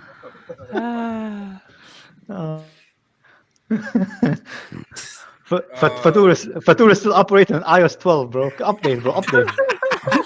Can you bring Taka's comment, please? That's why Moya you. Nathaniel like that. Watch your mouth, both you guys. What? Oh, I miss Nathaniel. You need to come back on the stream. At least he. That's why Moya. That's because we. Oh, I didn't know Prime was there. What's up, Prime? Man said Alex bullied me yesterday and selling my 150 Gucci jacket. And now Alex bullying that fake Brazilian into crying. When is it gonna end? I don't know. I don't get it. If I speak aggressively, they say I'm getting mad. If I speak calmly, they say I'm crying. This chat honestly just perplexes me. Yeah. They're just like bullying you, Duar. Don't pay attention, man. The thing is, I actually love this chat because some days they love me, other days they fucking hate me. Some days I'm delusional, and some. You're basically Donald Trump, bro. Allow it, man. You're basically Donald Trump. Just move on, man. I used to take it personally, but now I'm just like, this chat is just. There are some concurrent like dick riders like Timo Werner and Taddy. These guys love to lick nuts, but the rest of them are pretty cool. Lewis, you need to hire emotional intelligence panelists. Yeah, Duar scope is too passive aggressive, bro. Too passive aggressive. I'm not passive aggressive. Help Duar talk through it. Talk through his feelings. No, it's funny. It's good. I like Taddy, it. It's good. Can you bring Taddy's code? Oh wait, what's he saying? One sec. Why are you guys doing this, man? Come on, man. Oh my god. I didn't even see that was on another tab. It's just dead banter. It's like, your mom, your dad. Listen, be creative, please. Please. Can you put another Taddy's comment, please? Be creative, please. Taddy, you rock, man. Oh no, God, that's poor. I must set up a GoFundMe page for you. And you're like, Alex, it's not funny. It's so dry. The driest banter, and you're crying like this. It's dead. Bro, you're going out sad, bro. You're going out sad. You're going out sad. Any comment about me will make you laugh like this. Any comment. Oh my god, man. You're obsessed with me. Is it me? Is it me or Duar is like Kim Kardashian, man? He's extremely passive aggressive, man. No, it's not that. It's just like I hate when people laugh at shit jokes. It's not funny. It's not funny. It's a little funny. So why are you laughing? Because I control myself. I don't just laugh like blah blah blah. You know, this guy's on some like what's it called, mind-altering drugs that make him laugh at absolutely anything, and that means it's funny. Like what the fuck? Like okay, are you just jealous? Are you just jealous you can't get access to the same drugs as I am? Go ahead. What'd you say? Yeah, you seem really hurt about the fact that he's laughing. No, the one seems like he thinks it's funny. You know what it is. You know what it is. That's not with him. It could be Duar sounds like there's a lot of sexual like frustration. Why are you laughing at shit jokes? The joke wasn't funny. I'm gonna set up a GoFundMe. This guy's rolling around like this. How about Dordashian? Dordashian. You are Dashian, and that's funny. That. Oh my god. Dordashian Excel, bro. That's funny. That's cheesy funny. Joke. Are you actually kidding me? That's funny. He said, keeping up with the Dordashians. Dordashians, exactly, man. Just okay. Oh my days! I hate everything. That's life, man. Whatever. We haven't spoken about the right wing back stuff. What did you feel about some of the names that we were linked with? It's Dumfries, Nelson Semedo, it's like Tino Livramento. Like, Did you say Nelson? I'll pick that guy, that Pedro Porro guy. Winter Surfer coming, please.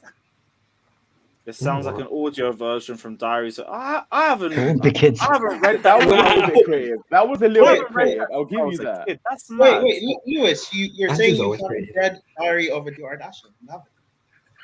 Diary of a what? Okay. What Diary of a Kardashian? Brian, what's wrong with you, bro? Just stop it, man. But no, like, what's it called? The names for right wing back are a little bit disheartening. They're just meant to be like, just kind of like. Who's the tomato guy? You said Lewis. You said tomato something. Tomato. He said Semedo. Semedo. The signings you hope that you sign and they won't kick up a fuss about not playing. But it's kind of a thing like if we're genuinely needing to sign the right wing back to help with Reece James's injury troubles, you might want to put a little bit of investment into the types of players you want to get, not a finished Semedo. Yeah, Semedo is like that's actually funny. That one's funny. I'll give you that. The diarrhea edition. The diarrhea edition. You are a prick, bro. No, but like, I get what you're saying. We want a wing back that would be around the same level of quality. I just don't think one would join us at that level because they just be sitting on the bench half the time. I think no, because it's not because I think there's like a misconception about like the type of like how we would go. It wouldn't be like a thing where it's like, okay, cool. Whenever Reece James gets injured, you can now play this guy. It's like no, this is the player that can rotate. That can rotate with Reece James as well. We know Reece James is the best right back in the world, and we get that, and we all understand that. The best ever, bro. But it's like it's a thing where if the world is about to be even more funnier. If his injury concerns are an actual issue, instead of waiting for him to get injured to then play another player, it's better to rotate. It's better to rotate. You know, it's better to rotate with with Reece James than just waiting for him to get injured and then playing this player. You know. So just so there's not that much of a quality deficit, and we're not having to run Reece James into the ground. Because the thing that people always say about our team is that we have a whole heap of players, but none of them are good. So I think we're taking the steps to change that. Duar, what do you think about Mason Mount's performances this season? I think under Potter, he's had a little bit of a revival, but there's still more to do, I guess. Good answer. Yeah, Mount's got way more to do. I believe that he had a 2-game purple patch and went back to being shit. But I do think that a whole heap of it had to do with his poor from at the beginning was. It doesn't matter what you think. I'm just joking, bro. It was down to Tuchel, I think. In terms of where he was positioned, I get that. But in the last 2 games on the Potter, he's just looked invisible, really. Yeah, do you know what he does? He does. I don't know why he does this. He goes and hides in like the right wing position, even behind the fullback. So he's offside. But he's just sitting behind the right wing back, just hiding there, and like he did that on the. I remember the times I caught him doing that on the Lampard. Now I've seen it. I just saw it again in the last game where he just literally not last game, the game before that, where he's just hiding behind the right back for no reason. Like he's not involved in the play. He's nowhere to be found. You're like, where's Mason? And then there he is behind the right back again. I don't know why he does that. All right, one sec. Big up Naval Nation with the super chat. Big up yourself, saying I think we need to let Kai go. In all honesty, I would be okay with it because we need someone more reliable. I think not that he ain't a good player though. I think he just lacks in what we need. I'm kind of 50-50. I don't know. Well, from the sounds of it, like you're a lot more objective than I might just be willing to let him go. Keep saying I really know. Lewis, you have an agenda though, Lewis. You have an agenda. Yeah. I think. And I'm a Jorginho fan. I think if we bring the players that we're thinking of bringing, players like Leao and we also Nkunku. have to have Nkunku. We also have to have players to back up to them, right? And why not keep him as a backup and take the pressure? Because he's not going to want to stay as a backup. Well, you don't know that. If he look at his ego. Hold on, his ego's ridiculous. Look, bro, he saves donkeys. What ego are we talking about? Come on, man. He doesn't have an ego. You're just jealous of donkeys, man. That's why. But I'm telling you, if he willing to stay, I'm okay with him staying. But the problem is the kid was young and we put too much weight on his shoulders. If he will go down and take whatever the pressure off him, he might will start perform. I'm not saying if he wants to leave, he can leave. Nobody's holding him. That's a fact. But I'm saying I want him to stay, man. I think he still has a lot to offer. Do you re-sign him on a more expensive wage? Would you do that? No. But he doesn't need to. That's what happens with 2 years left, in my opinion. You either re-sign or. Yeah, that's what I'm saying. If he resigns, definitely he can get in a raise. But if he resigns, I'm fine with him resigning. Because we're gonna need the depth. Like Nkunku, Leao, yes, great, good starters. What happens if they drop? If they don't kick? What happens if we don't? One of them get long-term injury. Are we in the same position with Rice? You'd want Havertz to be the one that we rely on in that case. Okay, who's Havertz, Sterling? Well, Sterling would still be around. I mean, he definitely isn't going anywhere with 4 years left. Moutinho. I want to have options, bro. Moutinho. Forward role? He's a midfielder, isn't he? He's talking about attackers. Yeah. Moutinho's no, but No, I'm talking about Moutinho, bro. Moutinho. Yeah, but that's what I'm saying. But you have to have cover for every position, at least one player, right? Yeah, I agree. I think we need to keep him. Lewis, you just don't like Kai. You just don't like Kai. You have issue with people who name Kai, bro. That's what it is, Lewis. No, you're cool. Like, you're my favorite. I'm okay Kai, with keeping Kai if he wants to be a bench option, but I just don't think he wants to do that.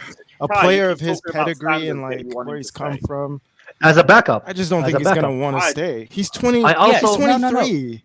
What kind of ambition is he showing at 23? I also want Mount to stay, but I don't think he's what kind of ambitions he's saying. What kind of ambition is he showing at the age of 23? He came here for 72 million, and now he's ready to be he's okay to be a bench option. That's it for his career. Just to be a bench. No, you keep missing the thing. Chelsea is the only club that actually willing to give him a first, the number one starting position. There's no other club that compete will actually offer him that. Real Madrid ain't getting in, but Bayern he's not a bang-on starter here either. What? He's not a bang-on starter here either. But he's not. So why would you rather? Was he 2 years ago when we signed him? Well, that's 2 years ago, Alex. I agree with it. That's the only reason. Okay, if he leaves, where he goes? The only place I see him go starting lineup and it's probably Bayern Munich because Müller is old and done, and he's direct replacement to him. Otherwise, nobody's touching him in the top thing. So he might as well stay at the Chelsea and resign it, unless he goes to Bayern Munich. And I'm okay with him going to Bayern Munich. Do you see what I'm saying? Real Madrid not getting him. Manchester City doesn't want him. Liverpool doesn't need him. Who other teams that you think that he can go to actually be a starter? Bayern wants. If he leaves Chelsea, Bayern Munich makes sense. Bayern is the only one. Exactly. And I think that's where he's going to go. But even if you take out Bayern, I agree with you. But like, I think he'd rather be a bench at Real Madrid than be a bench at Chelsea because I remember at this point he's not going to be a starter anymore. He's not. He's just not. Havertz has fallen out of that starter conversation with the players we're bringing in. I just don't think he's going to have that bang on space anymore. But guys, I don't think anybody of our attackers is like a sit and striker. I think they're all going to compete for us. They're all on and off. And until we find until we find that consistent attacker, I think these guys are still think they have a chance. We don't have the luxury of what Liverpool have, right? Like which attack they have. City, which attack are prioritized. We don't have that at Chelsea. So I think until that going to Barcelona, it's so obvious. Where in Barcelona? Where's it obvious to him, man? Where they don't have money to buy him, bro. They still not paid all of the players. No. I'm saying like where you. Do you know how many forwards that team got? Where are you gonna put him? Who Bayern? The only place I'm seeing him is going in the Bayern. Yeah. That's it. Even in Italian league, he doesn't fit it. He's not physical enough. The defenders will eat him alive. Madrid or Barca come in from, especially Barca. No, not a chance. Yeah, I just think it's Bayern. Because like also anywhere else, like they're not going to look at Kai Havertz and think, I want him. He's brilliant. No, they're not. Bayern just see him because he's like Germany's star boy and everything. You can go and be their fucking poster child. And he will bang over there. And I think exactly. He can be back happy. I'll be happy. He's gone. Everyone will be happy. Naval Nation says if we can get someone who can deliver on a consistent basis, because Kai don't do that, he easily goes missing 9 times out of 10 in games. He's a moments type player, though. But that's the thing. But He's that's just unfair, a moments type though. player, and people How overhype is it? the How moments. is it I want unfair? consistency. Because all of our attackers are mostly moment players, bro. It's not only Havertz though. Mount is also a moment. Yeah, player. but Havertz our most expensive player, most expensive attacker, and he's the most disappointing. Yes, therefore we shouldn't most just expensive, keep most a loss hyped on up. him, man. Havertz has less moments. Well, we're going to get a loss in. We're willing to take one on Kepa in the summer, but no one would buy him. Look, we're willing to take there you go. So why? Let me Go AM. By the way, Pep Guardiola wanted Harry Maguire. Pep Guardiola also wanted Jorginho over Rodri. Let's not do this. I'll be honest. I just have a conspiracy theory about that whole Man City thing. I believe that Pep baits these teams into getting these players and then pulls out and gets someone better. That's just my. Oh my! How old are you, Duar? Anyway, how old are you, bro? But anyway. You think this is high school, bro? This is a football club, He, bro. what's it called? He wanted Fred, Jorginho, Maguire, Sanchez. Actually, that's a little harsh. Sanchez wants a little harsh. I don't know. Just something. Just a little something. But anyway, carry on. Anyway, what I'm trying to say is, if we sell and Kai, that's gonna be addition to the Nkunku and another person to buy. Nkunku, if we get Nkunku, there's no actual 100% sure that Leao is coming. We know that Nkunku is coming. That definitely means that we cannot sell Kai, because we're gonna be short in that in that department. If Nkunku is coming. Mm-hmm. You still want to sell Kai, right? Yes. So we need sign Nkunku plus another player. Yes. Mm-hmm. So what I'm saying is, what if it's Leao is not coming? Then we get someone else. Depends on who else we're linked with at the time. Right now it's just Leao and Nkunku. I feel like by the summer there would be other players that we're linked with too. We'll also sort out our backroom by then, and they'll have an idea of how they want to move forward. Do you think Pulisic is going to stay at the end of the window? Not too sure, because AC Milan were kind of interested in either him or Ziyech. It also depends on how he performs. So through the season we are potentially looking to lose Pulisic, Ziyech, and you want to sell Kai. You say that like it's a problem. If we lose those and we get others, we could have massively upgraded. I know I know that upgrades are needed, but that's also a substantial amount of money you gotta invest to put it back. And this is why we didn't want to spend 40 million on unnecessary centre backs, because the priorities. You see, it all comes full circle, guys. That does not fix the problem that we said that to fix the midfield. It all comes full circle. That's what I'm saying. That's all. And I was saying, don't say anymore, please. Exactly. And what we were saying, it's about the midfield. Wrong. How did you prove anybody wrong? I wasn't even listening. You wanted to play a guy who couldn't even make it to Brighton, bring him to Chelsea to play, man. Shut up, bro. We were comparing the midfield to Gvardiol. Now we're talking about the forward.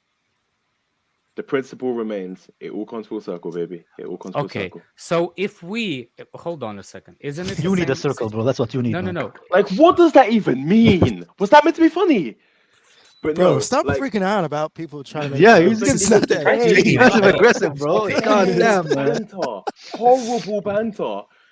But no, like, what's it called? The chat gets it. I'm not finished talking. Hold on. No, Kai, shut up. I'm not finished talking. Okay, go ahead. What I was trying to say is this: if we are going by priority, the midfield needs to be fixed. Like we are saying, everybody agree with here. And if a priority to not get Gvardiol and get what's his name, midfielder, everybody said okay with it. Nobody said no. Now we are talking about the forward. So if we rebuild in the midfield, how much money do we need to get to even rebuild the forward position? You can just go prick. Hold that. Sorry, Alex. I'm saying like we need, if we're rebuilding the whole freaking thing, we need to rebuild midfield. By the way we're selling a place up front, we're going to need to rebuild everybody up front. So how is the priority works now? Please tell me, are we building the first 11? Are we building a team that actually compete? We're not competing with our current crop of attackers. Therefore, replace them. Do we competing with the midfielders right now? No. Well, no. We can bear with our midfielders. We can't bear this attack. And with what's it called? Like no matter which way you try to spin it, we have 3 midfielders that on their day are quality. There is some reliability with them. With our attackers, there is no reliability. They are all rubbish. There is not one attacker, bar maybe Sterling, that I can hang my hat on. Therefore, something needs to change. No more of this dilly-dallying. No more of this pitter-pattering. Something needs to change, and something needs to change immediately. With the midfield, the only issue is age, not really quality. It's age. So that's your level of priorities. Like you can get a quick fix with certain. Not quick fix. You can get some midfield. You can get some midfielders in, and ultimately it's a numbers game, and you can manage minutes. With these attackers, you can rotate them. You can try as many combinations as you like. No matter what we've tried, nothing works. Therefore, priority actually needs to go there. Sorry, just been putting some stuff in the comment section. I wish Daniel was here to cook him back for priority-wise midfield over. Which Daniel? There's 2 Daniel. Regardless, it'll probably be midfield, right wing, back, and attack we focus on first in the summer. I don't think we'll focus on defense too much. We move. Oh, why are you talking about one game, bruv? Can't be bothered. Right. We've gone through wing backs. We've gone through the Havertz stuff and Nkunku. Bruno Guimares is just not happening. There's not even a point talking about that. Yeah, I think we've gone through everything today. Right. Anyone got anything else they want to talk about? We're all good to wrap up. Me. Go on, Kai. What do you want to say, bro? We forgot to make fun of Barca. Yeah, Barca, Yeah, Barca, hold that, dickhead. Another lever is coming, bro. Another lever is coming, bro. But I don't know what they're gonna do. Another lever, bro. Yeah, they're screwed, man. I really don't know what they're gonna do. They actually base financial thing based on minimum of getting to quarterfinals. But they have that's their fault for keeping Xavi, man. They did the same mistake we made with Lampard, man. Had a decent first season where they thought, oh shit, he's gonna be amazing, and now it shows like in his game management how he's. Never mind. But that's not what I wanted to say. What I wanted to say is, I think the first thing we need to fix is our midfield and attack, and then worry about the defense, man. But when you tell me that we should bring that kid who can't even start for Brighton instead of Gvardiol, I'm like, nah, man, that's just ridiculous. Just FYI, Edward. Yeah, but that's it. Money, and more money, eh? Why not, man? Why not? A poor man should never tell a rich man how to spend his money, Edward. Remember that, bro. Well, you can when financial fair play exists. That's why, and we're also a limit, and also when there's a limit. But we're actually very safe when it comes to financial fair play, especially if we let Pulisic. You just don't want that specific center back. Therefore, because you want that kid to start. That's why. I just don't think it's worth it. I just don't think it's worth it. My issue was the financial element of it and the worth it. And I was when I was arguing with these guys, I was arguing if we are selling Ziyech and if we're selling Pulisic potentially, then we're gonna have money. We're not gonna have to worry about financial fair play because we released players from their contracts. Therefore, that contract's gonna be less. Financial fair play doesn't take into account wages. Of course it does. Of course it does. Of course it does. Are you serious? The wages is one of the main reasons. It just shows, man. When I'm talking. Go read the financial fair play. I know, man. Go read financial fair play rules, man. When it comes into transfer fees, solely transfer fees, they don't talk about wages. Of course they do, man. Financial fair play is about the wages. No one ever brings up the wages. They always talk about the transfer fees only when it comes to financial fair play. I don't give a fuck what people bring up. It's literally in the financial fair play. Okay, cool then. So your point. It's written there, bro. What do you mean? What do you mean it's in the fucking rules, bro? What do you mean it's irrelevant? Lewis, can you open up the financial fair play or actually we don't have time for that. Just look it up yourself. Financial fair play, what? You're telling me you read, but nobody ever talks about wages when it comes to financial fair play. Wages, no one. Wages. And rules for wages. Second of all, even if we sell Ziyech, I don't care what people talk about. It's in the laws, bro. Even if people who clearly know more than you, but second of all, even if we sell Pulisic and what's the Pusio and Ziyech, it's not. We're still going to be spending more than the sales, so it's not going to cover that much. So, okay. I guess Lewis put selling Havertz. Selling Havertz will cover a lot more. I'm just getting that someone in the comments section. So that's not relevant to whatever we're talking about. Like I just, and even wages, like wages is going to be the massive difference. Well, the current it's a mess. Why are we trying to why are we trying to actually fix up wages bills? Because it's so out of. Yes, because that's in regards to when people I don't like when I'm talking about the transfer fees. Whenever people are talking about transfer fees and then they bring up. It doesn't matter what people say. There's financial fair play rules, bro. Hold on. Okay, I don't care what people say. There's a thing for like what's it called, like a wage limit. And then there's the the transfer fee financial fair play. That's the one I'm talking about. That's the one I'm talking about. Yeah, but financial fair play takes into consideration how much the club makes. If you have more contracts, it means you're spending more fucking money, bro. You argue with me, and I work in finance, bro. Are you that like retarded, bro? Listen, like you argue about basic things in finance, man. I'm just saying the two things are separate. That's what I'm saying. The two things are separate. How is your finance and your wages are separate, bro? No, I didn't say I said the transfer fee and the wages are separate, not the. Yeah, but we're talking about financial fair play as a whole. Financial fair play I'm talking into about consideration both the wages and I'm talking the transfer in regards fees. to the transfer fees. That's what I was talking about. Because nobody brings up the wages. Of course, I was talking about the transfer. Who's nobody? You can't just. The reason people take into consideration, bro, you don't. The issue with you, the issue with you don't want to learn. You act like you know everything, and as soon as somebody challenges your opinion, you start crying, say, "I don't care," because you're a passive-aggressive little shit, like a little girl, man. I've had enough. No, because you're stupid, man. You act like you know everything, and as soon as somebody challenges your opinion, you cry and start saying, "Oh, I'm being bullied." You're being bullied because you're saying stupid shit, though.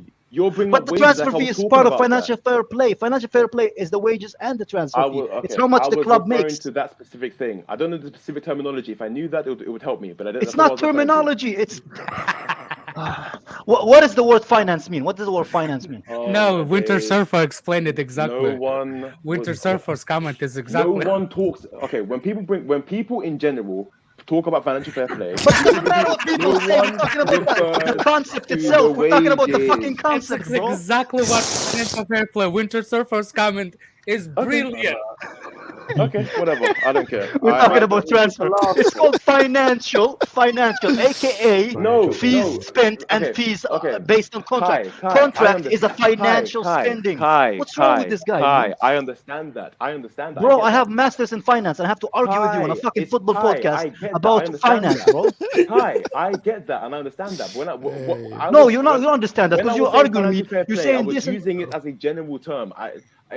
But this is what we're arguing about. You said the contract has nothing to do with the amount we can transfer. We can spend on transfer. That was the whole argument. Am I wrong, Alex? Isn't that what we were arguing about? That's what he said. No, you're wrong, Kai. You're wrong. What I'm saying is when people talk about the limits that a team can spend on a player, they don't factor in the wages into the limits. Does it come under financial fair play? Of course, because it's financial. I get that. Financial fair play. Hold on. Let me speak. Wages are part of the finance of the club, just like the transfers. It's the money they spend. Hold on, please. When people talk about like the Haaland deal, nobody and people will bring up the yes, they do talk about the wage. No, hold on. In regards to financial fair play, when people in that conversation, no one's talking about the wages. They say they're finding financial fair play based on the amount that they spend. Oh my days! On a general financial layout, they're spending more. Of course they are. Because the wages come into it. Because it's financial, you dumbass. I'm just talking into the spending limit. Yes, you are just contradicting. It is financial. Hold on. I can explain it.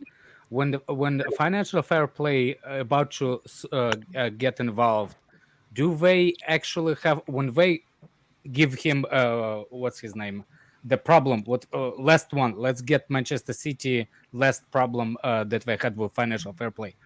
when they did when how you call it, when they give him the piece of paper saying, look, I want to see your, when they did auditing, did they say we have problem with you because you transfer fee was that's too big? Different to what I was talking about. That's completely different. No, that's not what. About. This is exactly what you're we're saying. Talking about, we're talking about financial fair play spending.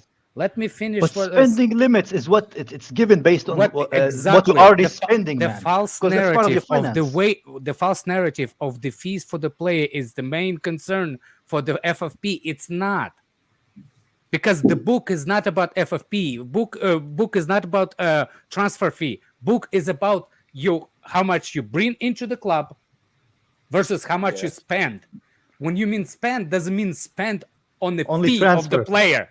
It's why do you package. The wages are spent, bro. Why do you think Man City? Why do you think Man City make up all these? You know what liability means? Yeah, exactly? Why Man City have the false sponsors? Sponsor. All I'm saying is to add to the revenue so they can spend more on transfer fees. Listen, I get that. All I'm saying is whenever emotional damage. Yeah, go to Google and write financial liability, bro. That's it. Hold on. Whenever I hear people talk about the financial fair play and thank God you don't pay taxes, spending, I never hear people talk about wages. Who cares about people? We're talking about financial fair play as a clause, bro. Why are we talking about banking, bro? This is not human studies, bro. This is finance, man. I don't care what people say. Hold on. That's where I got my information from. If it's like the people you're talking to are wrong. The people you're talking to are wrong. We're talking to you, bro. I talk to you as somebody who handles books and finance. It is what it is. And we came back to the situation why he looks Duar, to the power. Wait. No, Duar, I'm not saying this. Duar, I'm not saying this to embarrass you or argue with you, or I'm trying to teach you, bro. Because regardless of this, Kai, that's why he looks for the father figure, man. No, man, I'm trying to educate. I'm not trying to humble him or to be rude. I'm trying to to teach you how it works, man. That's how it is. Like, I don't want you to be like embarrassed or whatever. It's a normal mistake to make. But when you say financial fair play in everything, man, there's financial fair play in everything from business to football. You're missing the point. Kai, bro, just learn, man. You don't have to. No, Kai, I agree. Hold on. I'm not arguing with you. You're, of course, it comes on. I'm not stupid. Of course, it comes on the financial thing. I'm just saying, whenever from what I know, and I can be wrong, but I'm saying I typically are wrong. I typically hear people regarding but it doesn't fair play. Hold on, they go after people based on what their transfer fees. I have never heard it to do with wages. If it has to do with wages, fine. But from what I've seen, I've never seen people on the wages standpoint. But Duar, I've heard. Hold on, please. I've heard talks for a salary cap. I've heard that. But typically, what I hear about, it doesn't matter. It's transfer fees. That's what I hear about. That's bro. It. That's all I'm saying. That's literally it. Okay. Let me, Lewis, just give me 2 minutes, bro, and I'll finish the subject completely. Okay, I'm gonna be rude. There's something in finance that's called liability. Liability is how much you spend to maintain a business. Let me finish. What liability is. You didn't study it in a math. He studied financial too, man. And then he argues with me about financial fair play. And then you have. So basically, the reason we have financial fair play, so you can't spend more than you have, right? Like not by much, right? So you don't get into debts. That's why it happens. So what people say is irrelevant, bro. Like if let's say you're in a lawsuit, yeah, and they tell you we're gonna sue you, and they be like, oh, but that's what people told me. It doesn't fucking matter what people told you. It's about the laws, bro. It's about the laws and laws and how they work. He said he studied finance. He works as a waiter. He calculates the tips. That's his finance. I literally have a diploma in finance. But anyway, remember when Jester. How do you have a diploma in finance, but you're listening to the bullshit? People saying he feel like he believes the people that saying him. I listen to people who know more than me. Who gave you a diploma in finance? The people you're listening to do not know. They're wrong. Okay, whatever. Because you're misunderstanding. Because I'm just. Bro, but we're not arguing with people. We're arguing about the financial fair play. It doesn't matter what I want to know is what Kai just explained was revenue in your revenue and your expenditure. Yes, but it's part of finance. I'm talking about liability is part of finance. Hold on. I'm talking about what the body. I'm talking about what the body go after. He went to the bro, same I have college never as JCam. Hold on. He's going to the same college as JCam. I'm saying. Hold on. I'm saying the go after people on two separate things. It's a Will University. It's the Undertale Hustle University, bro. The bodies that go after people, they go after people on two things: wages and the transfer fees. So on the transfer fees standpoint, that's what I was No, but that falls under spending. Hold on. If it's all spending together, falls under liability, bro. Hold on. It's irrelevant how you spend the money. The reality is you spend it. If it's all together, then I get it. That's fine. But I don't advocate for bullying, but this is funny as hell. I'm not. Bro, I'm not even like I have never seen someone argue about basic finance, man. Like it's like. No, remember when Jester said that he has a background in landscaping? Hold on, what's it? And you know what? Lewis, hold on, give me a second. I'm gonna send you a picture of my no, bro, it's not like he argued from all angles, bro. Bro, I know what it feels like. You are my lawyer, bro. I'm spending extra time in jail, bro. It's like, Your Honor, people told me. No, you're missing. You're missing. No, the funny look, Doscope. No thing. If you have a financial degree, you would actually correct those people that talk to you. I don't have a degree. I have a. You said you have a diploma. Diploma is a degree. No, okay. I didn't. It's not. It's not a unit. Okay, it's different in this country. In this country, don't worry. I'll just send you a picture. It's some kind of certificate. Is that what you're saying? No, did you take some course? It's McDonald's employee of the year, bro. It's a level 3 study. It's not a level 4. It's different. So it's so it's the same as. So it's the same as. So ABDs, right? Wait. ABDs. Dua. I have two companies, and I work for a pretty big IT marketing company for finance. So I do know what the fuck I'm talking about, and I didn't print my fucking degree. You explain revenue. I'm explaining to you, but you're still arguing with me. You're still arguing with me about. You said to me, and your argument is people told me. But there, in finance, there is liability. Liability is what you spend on everything. Yes, and on your wages. Liabilities. I'm aware of that. Everybody knows that. Okay, so how does financial fair play don't apply then? If everybody knows that, if everybody knows that, why are you arguing with me for 5 minutes? Joseph@diploma.com. No. Hold on, just give me. No, you sending it on Insta to a scope. Yeah, no, I believe him, man. I believe him. I mean, that's a dodgy ass degree, but I don't even know what it is. I'm gonna just put it up. It makes sense. He doesn't want to spend money on Gvardiol. No, what I'm saying is if you have some kind of background in the finance, that means that you will correct the people that you talk to that telling you the stuff. You should right? correct them, bro, not just believe them. But why you believe in them? No, because my argument isn't even on that base. He just brought up his degree to flaunt it at me. I'm just saying. I did not. I didn't. Hold on. I'm just saying from what I know about financial fair play, I never. But I am never. Hold on. But it doesn't matter what you hear, bro. Why is this I hear? Okay, whatever. I don't know about a time where they've gone after people for wages. Bro, I'm not your psychiatrist. I'm not here to argue with you what you heard, bro.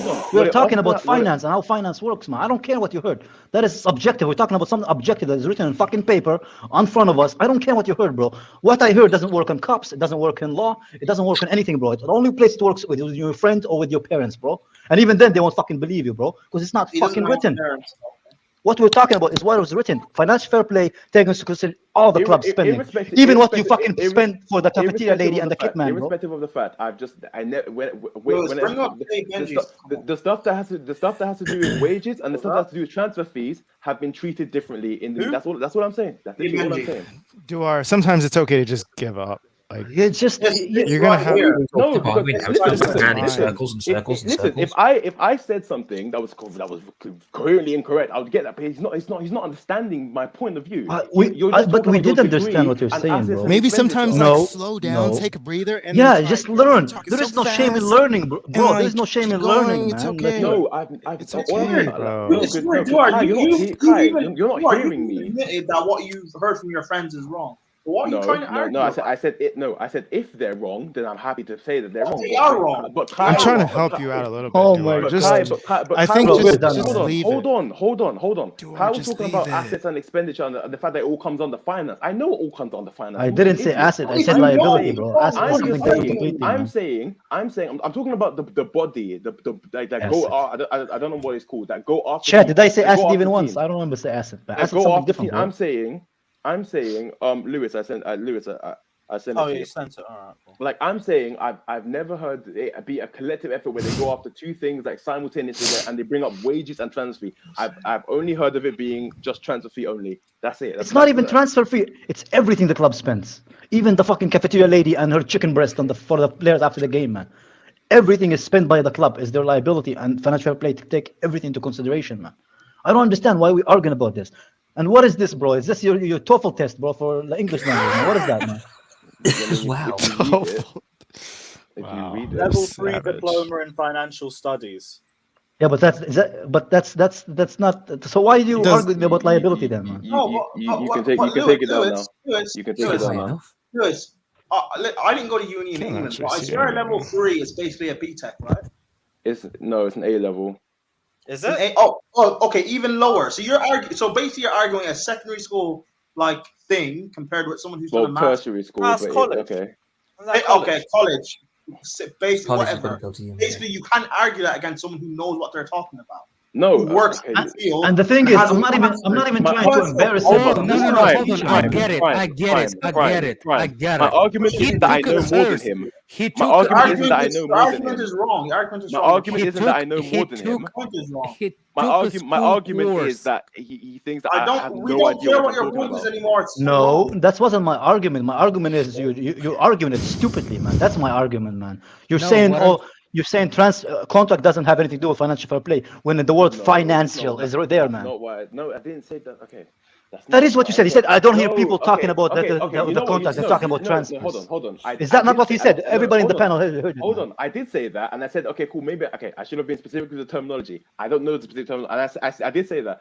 I said that, what's it called?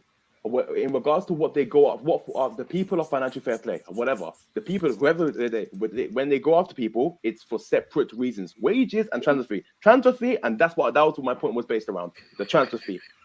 Bro, it is what it is. And that's literally it. It is what it is, man. But you know what? Clinicians saying midfield needs to be fixed, or else. But you know, you're hell bent. My only advice for you, bro, is learn from people, man. There is no shame for learning. There's a super chat based off this. Rohan says when we spend 300 mil, FFP is brought up. Not when we sign a player on a free, even though it's all connected. I'm still very what FFP? Yeah, this shouldn't be involved in terms of a free transfer. No, it's still involved because we still pay him wages. Yeah, because we pay him wages as well. He still have a contract. He's still under financial coverage by Chelsea Football Club. It doesn't matter if he comes on free or not. It doesn't matter. It doesn't matter if he does Erasmus, bro, and he comes for a semester, bro. It's still I think I understand what he literally he's going to college apparently, and he took a class in college on financial, and he finished that class, and he said that basically that's his degree as him finishing that class. Diploma. I said it's literally okay. Diploma is a degree. This is bro, what you showed us. It's not diploma. What you showed us, it literally says a diploma in financial studies. Yeah, but it's not like a after like 4 years diploma, like a bachelor. No, it's not that. I didn't lie about that. I said. Scott is here. Scott, did you hear this man? I'm fucking lost, like completely. Like I've you understand what you're talking about? Give up. What's going on? It's the same thing we have with JKM about Trump University and Will University. But how did this argument start? I don't know how it started. Because Scott, because he said that the financial fair play, people don't say that the wages are involved in financial fair play. No, that's not what I said. That is what you said. I said. That's what he said. Hold on. He said when you do the transfer, people take consideration how much the transfer is. You know what's funny? And then he said. No. Hold on. You're attacking me. So why do people don't mention wages when they send FFP? No, that's exactly what you said. Hold on. It is what you said. I said the main problem that teams run into in regards to financial fair play has to do with the transfer fees, not the wages. That was what I said.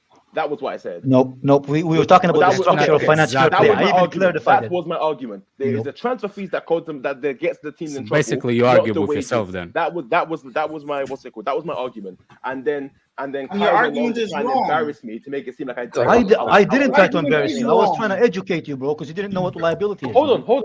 Hold on. If that statement there is wrong, then fine. I'm wrong. I'll hold my hands up. But yeah, but why are you saying if? It's not if. It'd be like I was wrong. There's no shame in it. There is no shame in being wrong, man. There's no shame in it. Why are you so embarrassed? It's the transfer fee, not the wages. It's all part of. I didn't say it was irrelevant. Don't put words on it. I never said it was irrelevant. Bro, it's not FIFA. You can't just adjust it by the fucking scroll and like. Hold That's on how a it second. works. You said, and it's a fact that you said it. You That can- actually people told you why. No, you said why people don't mention wages when they're talking about FFP. This sentence, you said it. Mm-hmm. They typically talk about the transfer fee when in regards to FFP. But again, we said it doesn't matter what people say, bro. I didn't say it was irrelevant. But it's the main perpetrator when it comes to teams getting in trouble. The transfer fee. That was it. No, it's not. And I actually ask you why you lying again? I literally ask you when Manchester City got no, but that wasn't and I said that wasn't the argument. That had nothing to do with the argument I was making when it comes to how much we can spend. There's a limit to what in regards to how much we spend. Because there is never. I'll be honest. I'm tired. I'm tired. There's not once. Can we stop this now? Like, let's move on. Now you're tired. Jeez. Let's move on. Now you're tired. Well, I'm tired. I was tired ages ago, but Kai wanted. And you kept going, talking that. Please. I wasn't gonna let this guy flog me like some dead horse. I didn't want to do that though. I was telling you, like, Lewis, what was I doing? I even said before we started. I said I'm not trying to embarrass you. I don't care. Getting wrong. So you're too sensitive. You're too sensitive, Duar. You're too sensitive, bro. You need to man up. I'm sensitive. I said you're very fucking sensitive, bro. I said I didn't care. You wanted to keep going, but anyway. Bro, you know, there's a saying: a man who thinks he knows everything knows nothing, and a man who knows nothing will learn everything. So just remember that, bro. It's okay to learn, man. There's no shame in it. Acting like you didn't know. There's no shame. Like really, there's no shame. We all learn new things every day, man. You didn't say my statement was wrong. You were making a different argument about you said your whole thing was it's all involved, and I said I know it's all involved. I'm just saying when in regards to trouble that teams get themselves into, you said people said. You said people said. But even that statement is wrong. That's not what team get in troubles. This statement itself is wrong. Okay, cool. Okay, if that statement's wrong, I will hold my L. But why are you saying if it is wrong? I don't think it's wrong. No. You don't think it's wrong? So now we're back to the same thing again? Back to square one again? Whatever. Like what Kai was saying, if you're in court, you can't say your honor. Well, I think someone told me. Hold on, you know what? We can argue. Did you kill this guy? It's like yes, but I didn't know murder was illegal. People said it's not. That's completely different. It's not. You're arguing financial crimes, and now you're talking about like cold-blooded murder. No, we're talking about laws. You can do whatever. Somebody take the shovel away from him because he keeps digging himself in the hole. Exactly, man. Whatever. Okay. Whatever. Yeah, hi Scott. You all right? How are you doing, Scott? I'm fine, bro. I'm surprised you've been going this long. We've just been debating about everything on this stream. Yeah, you've been important. Nah, Bayern wanted to come in for Havertz in the summer, and we said no. Sadly, we're fucking stupid. Linked with wing backs, Dumfries, Nelson, Semedo, and Nkunku's coming in January. Nice. I think Nkunku, if he comes in January, he stays for the next. Yeah. He stays over there for after the season. Yeah, he's not going to come. So apparently, we don't need Gvardiol. We got Cole at home. Did anyone actually say that, or are you just trolling? Guess which one? Who do you think? Who do you think said it? No, that's not what I said. It was me and Daniel on the stream. Hold on. I didn't say Cole was better than Gvardiol. I just said, and I was arguing on the point. I didn't say you said. I didn't say you said. No. Hold on. You weren't here, so don't pretend.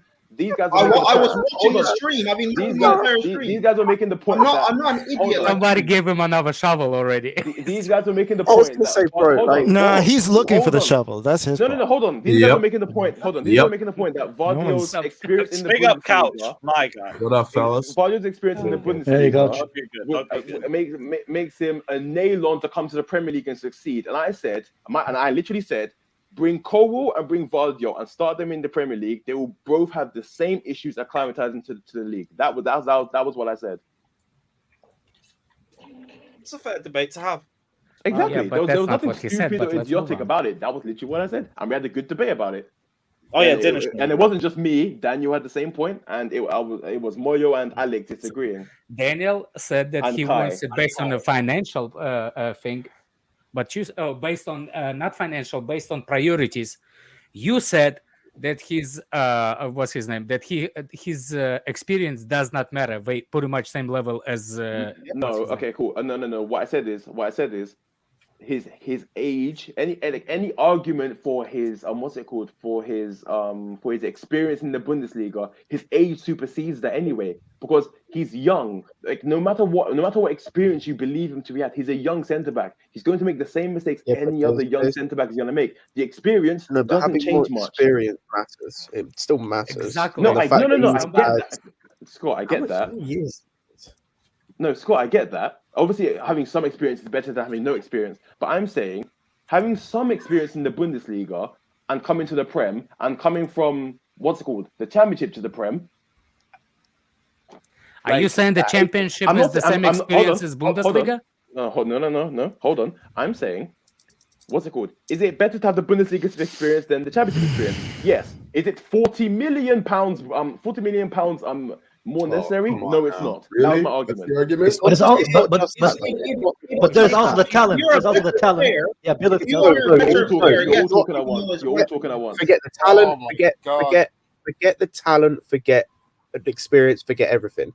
The biggest thing between both of them is that Gvardiol fits the system better, especially if we want to continue with the three at the back with the way Cucurella plays at left centre back. And you want to have someone who can replace him because Gvardiol is comfortable pushing up high up because he can play left back as well. He's better on the ball overall. He's better on the ball. It's that simple. He's better on the ball, but even forget that. Gvardiol just fits the system. If the system seems to be, and it seems to be by the fact we keep playing it, we want to continue three at the back and have the centre backs push high, almost as fullbacks at times. Then Gvardiol is much better at doing that than Colwill. Much better because he actually plays fullback for his country. Yeah, but even beyond that, like it's still like we're pretty fluid right now. We play with a back four or back three. Like I don't think anyone could go into any match knowing. No, I agree. I think the bottom line. I agree. Is I think it helps better having in centre back. I agree, but I think it helps having centre backs who can be fullbacks at times, which means again, Gvardiol is better because he can play fullback. He's used to playing there. It's not something that he has to learn like Colwill will have to. Colwill will have to learn how to do that because he's not used to doing that. And hasn't played under Brighton, and when he played under at Huddersfield, played on the left a lot, but he also played at the central as a central centre back a lot. And it's different. It's a different prospect saying playing as a central centre back where you're deeper, and it's more about being a facilitator, like the kind of first line, rather than playing as a wide centre back where you've got to push higher up and you've got to be comfortable in possession and pushing higher up. Mm-hmm. I can't believe people are arguing. Yeah, that's a fair argument. It's a shame nobody here made it, you know, and that was the whole reason for the debate we had previously. But no, yeah, I guess that's fair. But my thing is that, and this is what me and Daniel were talking about. Is like is in order of priorities, like with a young centre back like Colwill, with the issues we have in midfield and attack, should we really be prioritizing getting another centre back over prioritizing some other issues in midfield and things? I disagree. You know, it depends what you mean by prioritize. If the plan is to get Gvardiol plus midfielders, then that's not prioritizing. Like the only reason we're talking about Gvardiol is because he's a guy who he's a more specific player that fits a position that we could do with. Whereas we haven't mentioned a lot of individual midfielders because we don't really know the profile of midfielder that we're looking for. Exactly. But that's my issue. That's my issue. We're not even looking like. Well, okay. I mean, we're prioritizing one over another. That just means we know a player that we want versus, like, we could be entertaining about 5 names for midfielders. Like, I've seen Fernandes mentioned. I've seen Rice mentioned. I've seen people seem to love this Kone dude that plays for Gladbach. I've seen Caicedo mentioned. I've seen McAllister mentioned.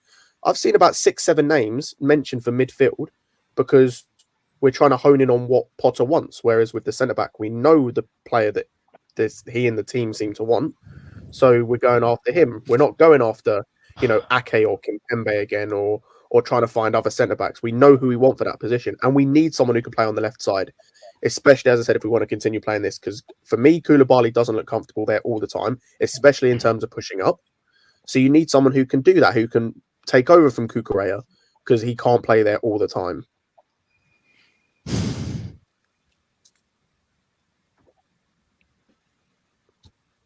All good? I'm just not sure about that guy's defensive ability. That's the only thing for me. Like, we talk about, I know obviously we're in possession 60% of the time, and we're in defensive scenarios. Who has a Skype? Who still uses Skype? Who still uses Skype is exactly what I was thinking. Yeah. Oh, Jeez. financial genius over here. Nah, it must be either Fata or Prime. You think I've ever used Skype in my life? The fuck? Oh, Prime's unmuted. Might be Fata. Again, just more. Yeah, Rohan says Nobody's also gonna admit it, don't they? valuation. Nobody's gonna admit it. It's like STDs. You're never gonna. What?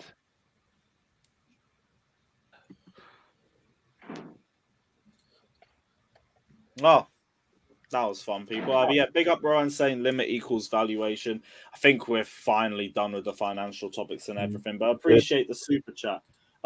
Again, anyone else got any other points they want to bring up? Preferably not financial. Would be nice.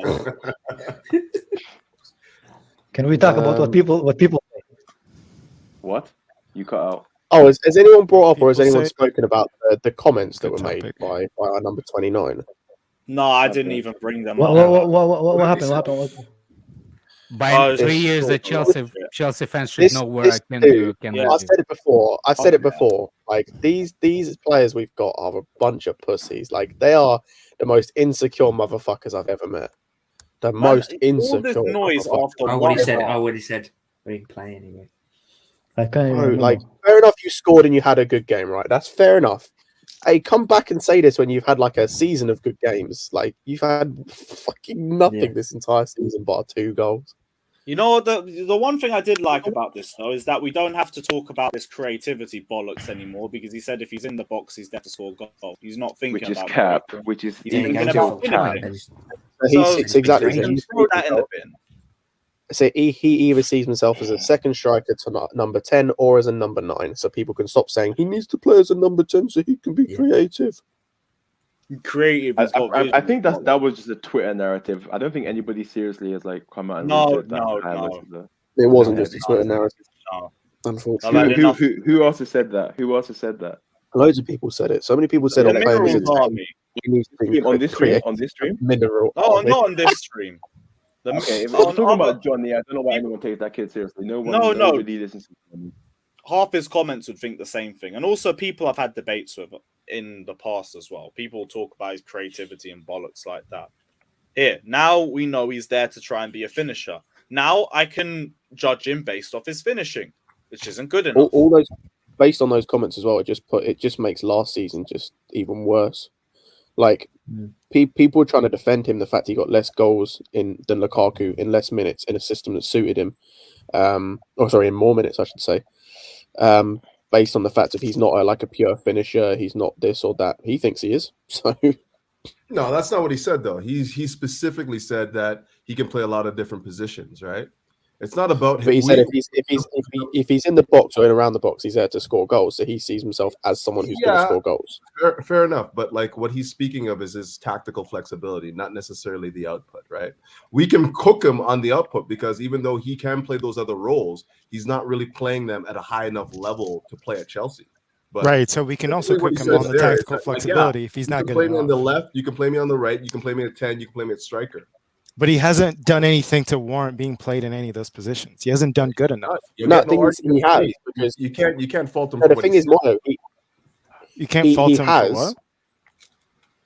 I don't think you can fault him for what he says here. What he says here is factual. Like he is flexible up front. He's been played in a multitude of roles up front. I think it doesn't mean he's good at any of them.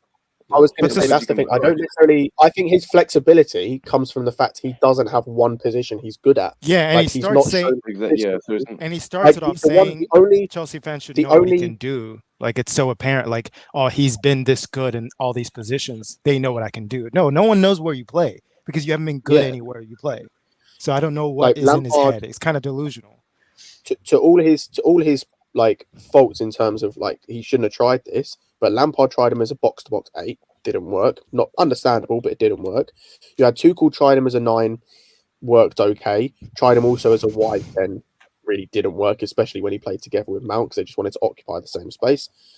Potter has now tried him as a wide, as like more of a winger, maybe an inside forward, as a 10, as a 9 at times. Like he keeps getting, he's been tried in about 5 different positions at this point, and he can't seem to nail down one position that he is. Yeah, that's true, but I still don't think what he says here is like as outlandish as we're trying to make it out to be. It's not like, how can you say that that's true and then say that it's not an incorrect statement that he's making? Yeah, he hasn't really nailed down one particular role, but he's shown that he's played in a multitude of roles. Yeah, I get. Yeah, I kind of agree. Like exactly what he actually says.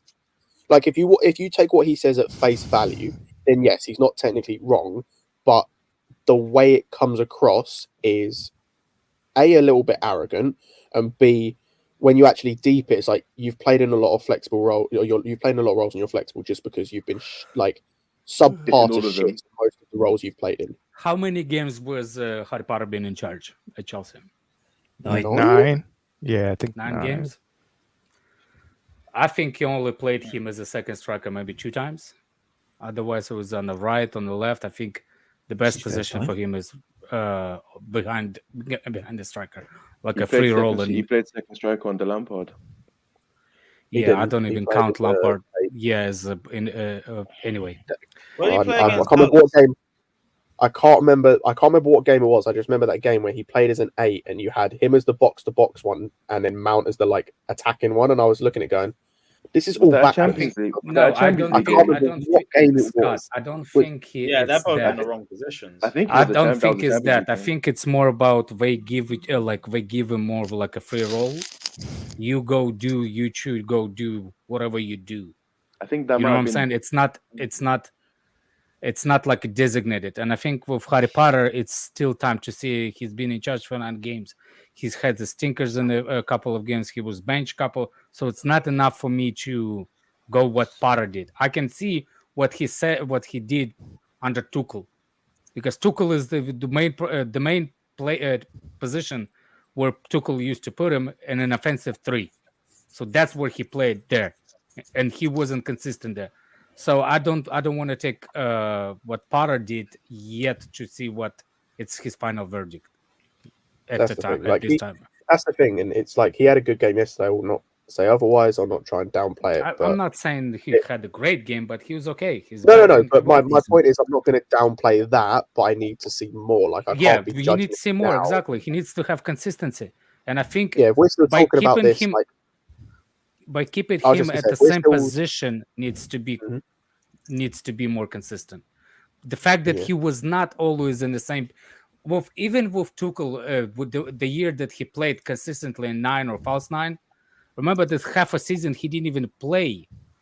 Like he was injured, then he was like the first season, he always comes in back in the second season, second half of the season. You know what I'm saying? So like I don't think what he said was completely wrong.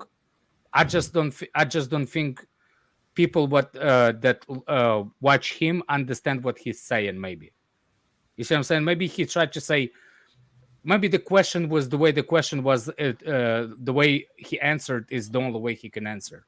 That's like a couple of things that can. You probably have to. You know what? Like because as an international, I know the question. For example, the question could be asked, what position you see yourself playing for Chelsea? And the answer was for him in German, which is another language that I actually like. It's a strict language. It's like it doesn't have it's like a hot and like it's direct. So he was like, well, Chelsea fans should know I've been playing in that like position. It is like I'm pretty much everywhere. You know what I'm saying? Like I'm okay with anyway. I don't think it was like something dig about that interview. I don't think. I think it's one of those where if it is in English, you have to watch it. Yeah. And then maybe you get a full assessment of it. But it does just show it's not a 10. We're not talking about creativity. We need to see how he plays up top. Yeah. and we'll see what happens in the next few games because it's not like it's Lukaku's interview. That's exactly. No. You see what I'm saying? Like, Lukaku's on a different universe to anybody's. Like I've never seen an interview like that before. Yeah, I don't think anyone is treating it like at all. Yeah, no. I'm saying like, look, I think it's. Let's not move. I already said what I want to say. If he wants to leave, it's on him. If he wants to stay, I'm okay for him to stay because we still need the depth, even in the forward position, and he's not the worst forward that we have. And the fact that he's played multiple roles is also something you have to take into account. Yeah, I'm not too sure. Well, Ziyech is still here by. Yeah. But nobody wants him though. He was trying to negotiate his own move out, man. And there was no takers. Like Ziyech, I don't think. Look, Scott, I know you don't rate him, but I don't think Pulisic is has future at Chelsea. I don't think Ziyech has future at Chelsea. And if you're saying that Kai Havertz was to be sold, that means that we need to buy starting 11 forwards and go back and fill up the spots for the backup for them. I don't think we do though. Like, and even if we do, we're looking at forwards or we're looking at guys who can replace Havertz. Number one, I think Pulisic right now. We're looking for the starters. Havertz. Yeah, but the point is so say for example, Nkunku and one of Leao or Kvaratskhelia comes in. The two that will probably replace is Ziyech and one of Pulisic or Havertz. Okay, that's exactly. So if Leao or Nkunku gets hurt and we already replaced them, your forward line then. Yes, I understand. Start in 11. What about depth in that position? The ones that you're starting is you imagine it'll be. So you'll imagine it'll be Pulisic and then probably Broja and. I'd assume depends kind of where people are going to play, but I'd assume probably that's why Kai is good. He can play in any of. He's not going to be great, but he can play in multiple those positions. But here's the thing, though, too. Like we have to take into account. Kai's like 23 years old. I know, but Pulisic is not staying. Kai doesn't want to be a bench player. He doesn't want to be a rotational player. Like his pedigree should be, he should be starting for all the big clubs in Europe. Like that's what he should be, and that's what's in his head. So to assume that he's going to be happy with sitting on the bench at Chelsea when his contract's up, another year? He's not. So then ultimately what you want for bench players is guys, you want that to be a rotational position. Like guys that come in for a couple of years, with a high pedigree, and then you move them out and then you bring in another two guys. Because nobody's going to be content with just sitting on the bench all the time. Nobody. But do you see how how fluid what's his name City is with the forward line? Like they always rotate the players because to compete in this kind of league, you have to be intense. It have to be intensity constant. This is why Liverpool burned out. They did not replace when they're supposed to replace those players. Money. They're supposed to replace that player 3 years ago. So the guy that comes in already fresh up the start. Alex, that's you're not wrong. You're not wrong, but I'm just saying, even when you look at City, look at the overhaul of the attackers, even just this last year. Fernand Torres left midway through the season because he wanted out. It was there 6 months, it's just crazy, right? Like you can't expect all these high-level players to want to be on the bench and not play regularly. They're thinking about World Cups, they're thinking about Euros, they're thinking about everything, right? I know. And I'm telling you, the Kai Havertz is not gonna have a starting lineup at Real Madrid. He's not gonna have the only place he could have starting lineup. Even then, a question. It's a Bayern. So my question is, it will be in January when it's gonna be like same thing with Rudiger. It's like gonna hit the reality of 300K a week, like boom, nobody's paying you 300K a week. And Kai Havertz, he's gonna face that reality that nobody's actually looking for him. You're saying 300K a week though? It could be 250. You see what I'm saying? Yeah. Plus, he's on 270 right now. Does that mean that they have to pay for him? 150. He's not on 270. Anyone on 150? That's Timo Werner. Wrong German. What I'm saying is he's on 220. 220. Okay, 220. No, I don't even think it's that high. I think you guys have got those stats from the Sun. It's just completely wrong. Yeah, it's 150, isn't it? It's okay. 150. So my point is, I still think the Timo Werner one was wrong as well. on 150, I don't see Chelsea problem with him resigning, giving him 170. I just don't think he's worth keeping around. Oh. I don't see Chelsea giving up on him and give him. I was just gonna say I don't think it's worth it. You got to at least be able to play consistently for getting that sort of contract, even a re-sign.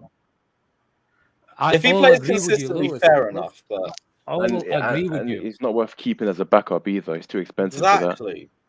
I was going to say you can't invest 72 million on a guy that you think is going to turn into £100 million player at least, and then just have him on the bench as there was opportunity, Scott. There was opportunity. Here's the thing that I've been kind of contemplating. This we is what paid over because of opportunity.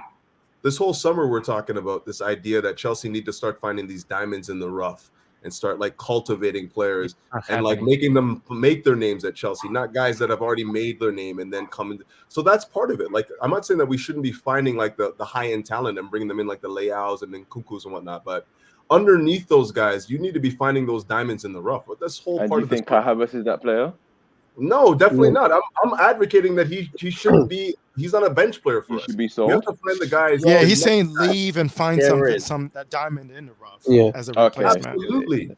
Yeah, way more profitable. Like you sell him, keeping us and go and get. Like we had Musiala, and then we got rid of him, and then we've. That's the thing. I'm not saying I want this guy, but yeah, that's the thing. Like, I'm not saying I want this guy, but it's literally the only thing I can think about. Like, you sell Havertz, like Zakarian, great shout, or something. Or that Zakarian dude. Like, you go and sign him in, and he's the squad option that you can use to like mold. He's not leaving. Oh, you're talking about Dinamo? Yes, he's a good. That's a possibility, guys. I think I'll burst your bubble. Is that the right way to say it? But Couch. Chelsea does not have time to develop the players. No, but again, why are we waiting on Havertz? That's but not if they're I don't think he's a. Sorry, Alex. What I'm saying is with Kai Havertz, we already got him. That's it. We already got him. Stuck with him. He's like herpes. Exactly. Yeah, but he's not developing. This is the thing. Yeah, he's not being developed. That's not true either. It is. There's like, what is improving? You think Havertz is improving? You know why? I'm not. What you, especially Udoscope, you the one that said that experience doesn't matter until the older ages. Well, why you can say something about this guy? No. I said okay. I was talking. I'm trying to. Let me finish my point. Like 23, and he's shown no signs of improvement from since he got here till now.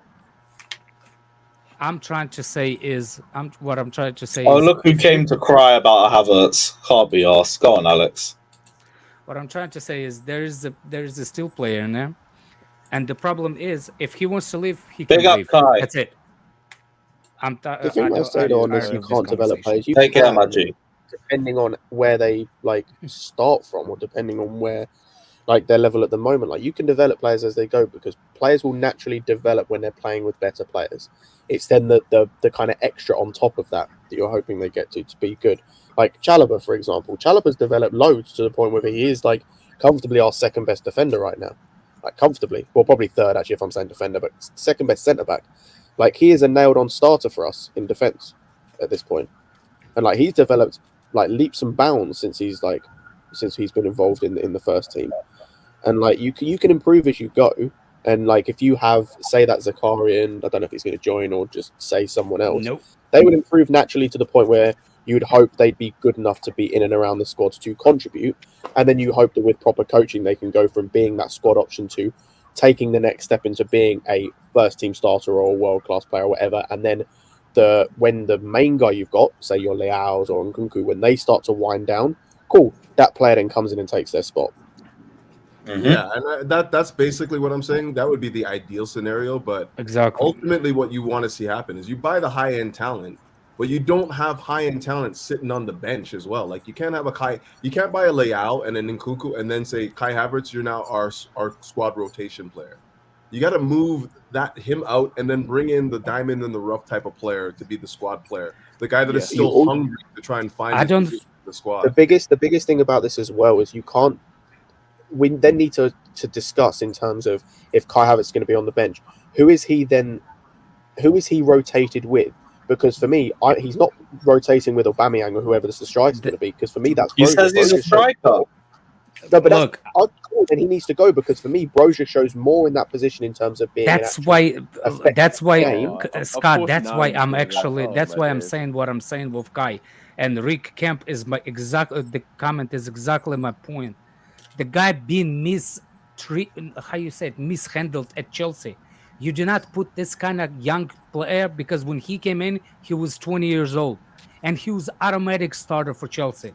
Right? He was an automatic start for Leverkusen. Are you compare Leverkusen for versus Chelsea? No, but it's regular game time. No. Regular game. It's the same amount of minutes. That's not what I'm talking about. Are you talking about being like a young player and them just bringing responsibility for him to play at Chelsea starting 11 is more pressure than playing for Leverkusen. Well, I could then argue that he had it easier not being able to play around. Was he not Leverkusen's best player? Or exactly. He was bedded in a bit easier because we were playing under lockdown with no fans. No, that's not it. It's still the pressure to qualify for top 4. It's pressure to win the title. It's pressure the Championship League. It's a different pressure under Chelsea than what you go. Why are we comparing? If this is not what we can compare. So that means that any player from different league, from different team.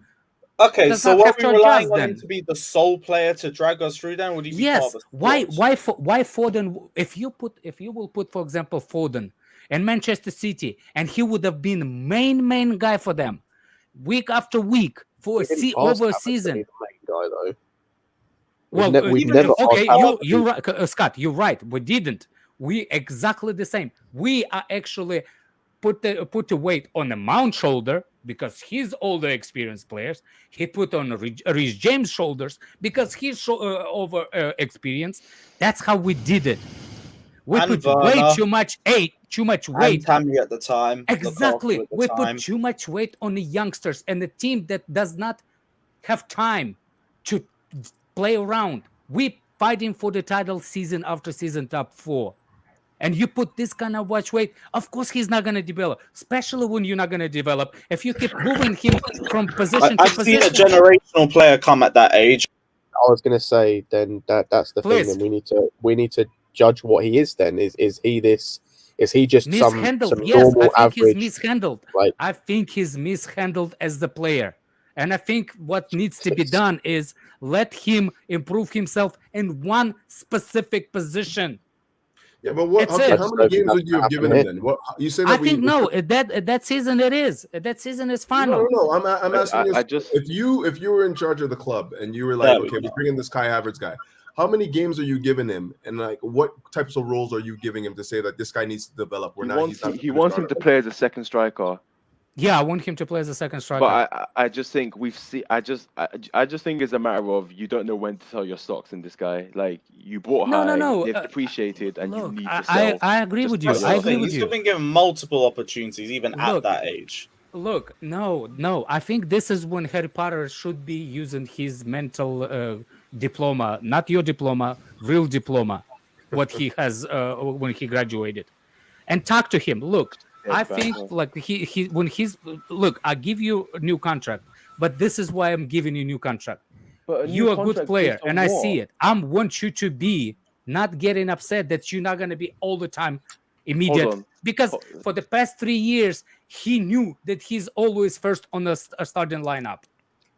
He needs to understand you're young. You need to get experience in this specific position all the time. And let Harry Potter explain it to him. He can't explain that to him now, considering he's had loads of minutes, that's why loads of game time. And you want us to give him a new contract based on the hope that he will improve in this new position you found for him. Didn't we fucking pay 70 million on the hope? Huh? Yeah, and that was an L. And we got it wrong. We got it wrong. Instill more hope.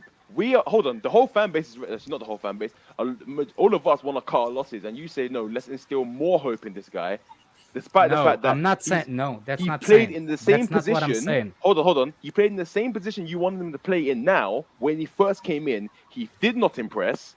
He He contributed did not to getting play the in the manager first sack. position where he came in. Stop lying. He did play. He did play second. No, he play didn't. At the start, he was like he plays an 8, then he plays a He 10. played in the midfield. Hold on. Yeah.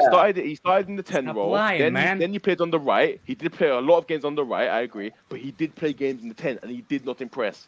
That was why he went out on the right. He went on the right in the first because it was a 4-2-3-1. Havertz was in the 10. He did not impress, and then he got put out on the right. I don't know. Yeah, man. around the start of the the Lampard reign, I can't remember in what order, but he was played All around. I'm He was saying getting is, moved around, and he all played that there as well. all He I'm didn't get saying put in is the starting position. exactly. All I'm saying is, Then he did, and he got COVID. his contract does not expire until 2020. What 3, 4, 5? 24. 24. Oh, 24. Okay. 24. 2 years left So, after the season. After this season is 2 years. Oh, So no, 25. 25. My bad. After 2, yeah, after, 25. he got signed for 5 years. So he been at Chelsea for 3. So he's gonna have 2 more years after this season, right? Is that correct? Yeah. Yes. We don't have to resign him this season. He can go on a last year contract. Then And he I'm probably not saying go for less. Yeah, that's think the you get risk. rid of him. If What he- the risk? Look, Scott, I agree with Yeah. you. I agree with you. If he wants to leave, sell him. But then I'm not even. we're looking. I'm not even if he wants to leave. I'm on a like. Sell him This regardless. like I've said it before. Like it like. That so many things around Kai Havertz get talked about or get kind of shown in terms of it's how you judge him. Like if we're judging him as this like quote unquote generational talent or one of these wonder kids or whatever that some people want to view him as, cool, then this guy needs to have that level of season. I'm talking 25, 30 goals and assists, like all comps. He needs to be having like similar to a Haaland or an Mbappe level season. If that's what, or a Bellingham level season that he's having in terms of, if this is what this guy's being touted as, he needs to show it. If he's not that, then that's fair enough. If we're not saying he's that level, then you can say, okay, maybe he's good enough to be a squad option, get, 15, Scott, 20 what I'm goals. saying is there is no rush for us to sell him. Games. There is no rush for us to sell him. I But disagree. what point do you just cut your losses? I think Yeah, there but I was is. going I to think say, there is. are we You know going to wait? We've had this conversation before, but are we The waiting longer 7 he years? stays here, there's The less more money of we a get. focus. On the No, not last even year- that. There's more of a focus on trying to get the best out of him. No, on the last year of contract, he'll still be worth about 35 to 40 mil. We, That's a we, half. we, we can probably get more now. We can probably get more now. You get what more I now? don't even care about getting more. Like, but it like just Okay, cut your Scott. losses at this point. Okay, I know you don't care. Just But my me point and is like, what are we waiting for? What are we as a club waiting for at this point? That he magically develops. Here's I'm gonna explain it and explain it the last time.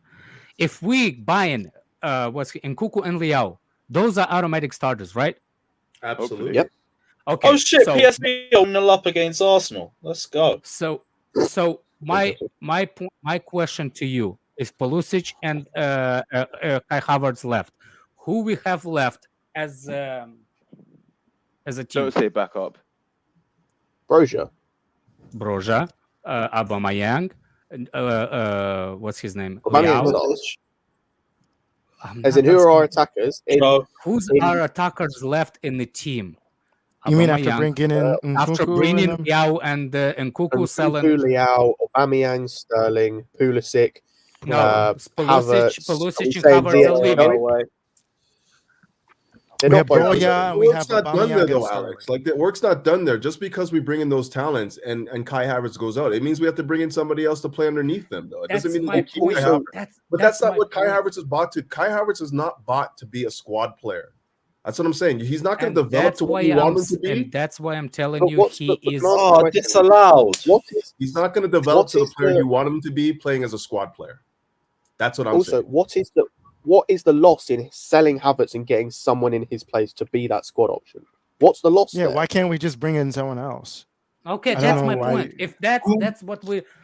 But I'm fine with saying that. for this. No, yes. Fine. I no, because that's my problem. Because when we are talking about what's his name, Gvardiol, we're talking about the player, and we're like, why are we ignoring the midfield when we need to do that? So, for example, if we do those players that you buy for forward positions, they're not 30-40 million players. They're significantly more expensive. Forwards and wingers Those players are expensive. Way more expensive than defenders. So, Not for example, necessarily. we technically need to replace midfielders, right? And if we're replacing the free midfielders this summer, how much do you think that we need the more spend on the forward position players? That's a good point. You can go out That's and what I'm sign trying to someone. prove. Someone's That we mentioned it cannot here. fix everything Trossard at is on a once. free transfer. Trossard is on a free transfer as work with Potter. That could be someone we get. Then all of a sudden you've got your replacement for Havertz, and we've made profit in terms of we will have made 30 million that we don't have to then spend on another attacker because we'll have signed someone on I'm a just free. saying we have more problems to fix if we sell all those players at front when we actually have problem in the midfield.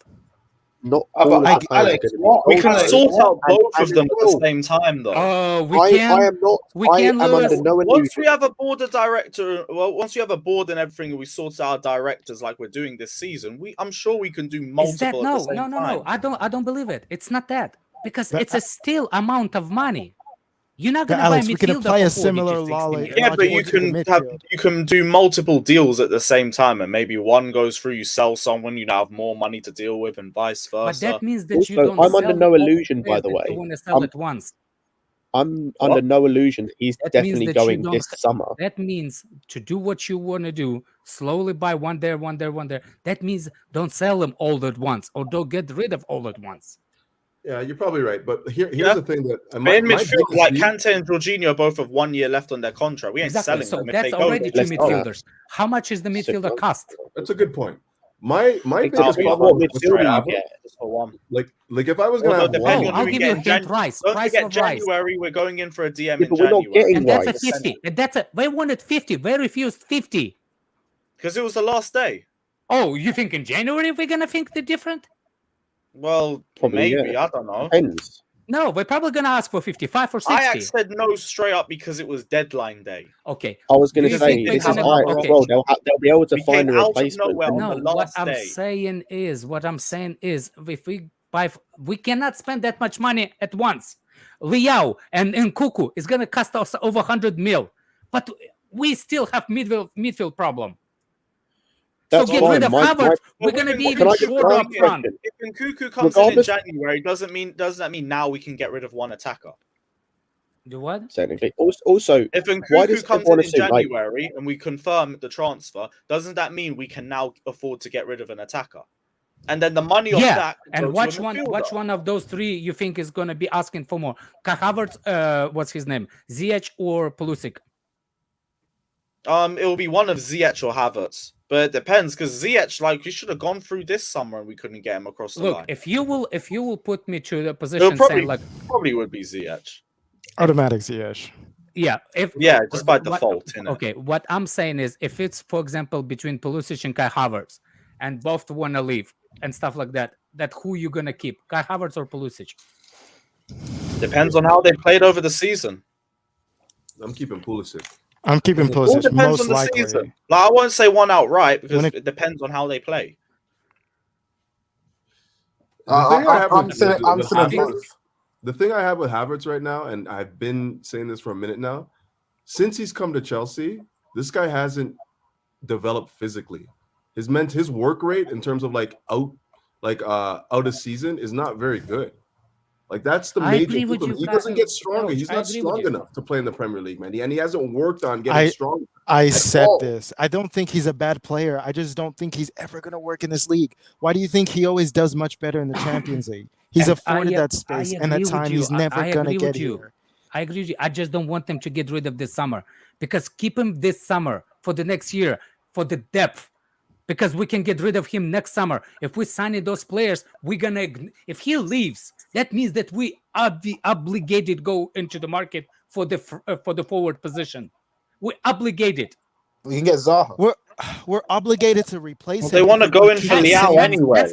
That's completely fine. If we want to That's keep the completely fine same if Zaha comes numbers. for him for free. That's completely fine. If we sell in Kai Havertz, I'm okay with Zaha come for free. That's not a problem. I will take that deal. But what I'm saying is, if we're not getting free Zaha, that means that we're obligated to get somebody. But aren't we already planning on going in for Liao in the summer anyway? Do what? Liao's a No, star. Aren't that's we not already? what I'm saying. Okay. So if we're, I'm it's not a try- case of I'm trying- obligation. I'm trying to make a point. how much do you spend on Leao and Nkunku, you think? 100, no.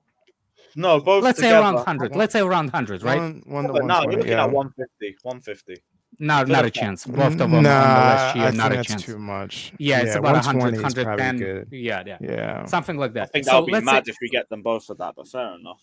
it's not mad. Leao Yeah, was on the Nkunku last year shouldn't. contract. Nkunku is like a We're good going to pay 55. over 50, aren't we? So Yeah. And then Leao on Leao's the not going last to be year more than 60 or contract. 70. All right, fine, Lewis. Yeah, Fine, let's whatever. go Say, from 80 all right, or Yeah. something. all right, fine. Let's say one- 100. Let's say 110, 100. That whatever, doesn't say mean that. 110. Let's say 100. Let's say 100, right? Yeah. So if we sell what's his name, Kai Havertz, and he leaves, so that means that we can get money from that. So we have 50 that we need to spend if Kai Havertz leave. Kai Havertz pays for that 150. He's 50. How many players short we are at this point at the front? One. At the front, right. So 2's gone in. Havertz has come out. Who else is coming out? Ziyech will say Ziyech 2 for 2. Exactly. Ziyech and Pulisic. Those are two that actually asked to leave. Those two asked leave. Pulisic And was Pulisic- because he wanted more game time. It was a Okay. loan Did spell. he get the I'm not more sure. game time?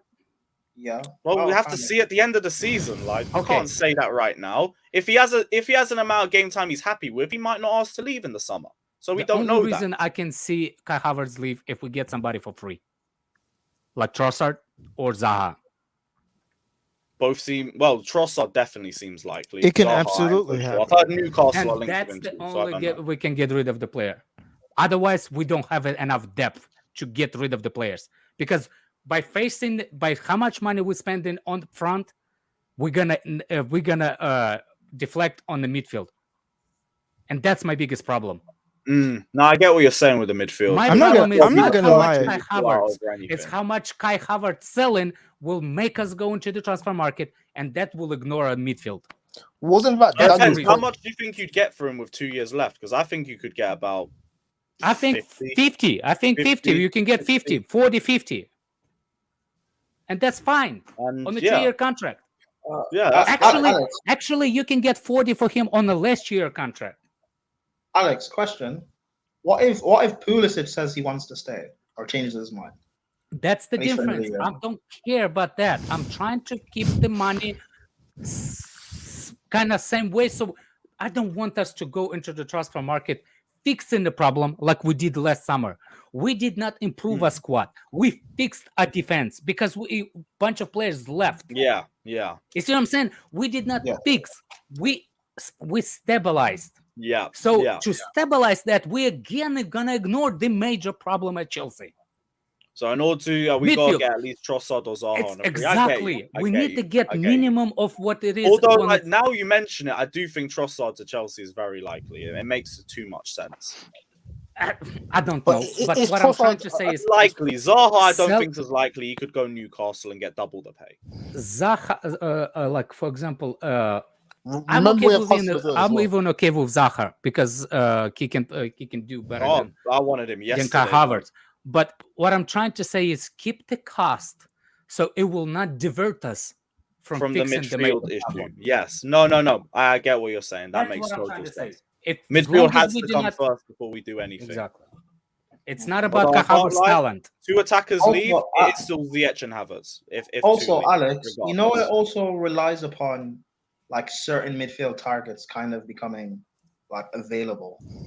I agree with you, as well. and it's 'Cause definitely For it's true. example, with De Jong last summer or this summer just gone, we were looking to get him, and we probably would have if he was actually available to leave. The whole contract stuff he's going through, like that's Which kind of my one? You're point. talking of about what's his name from De Jong, the? De Jong, Barca.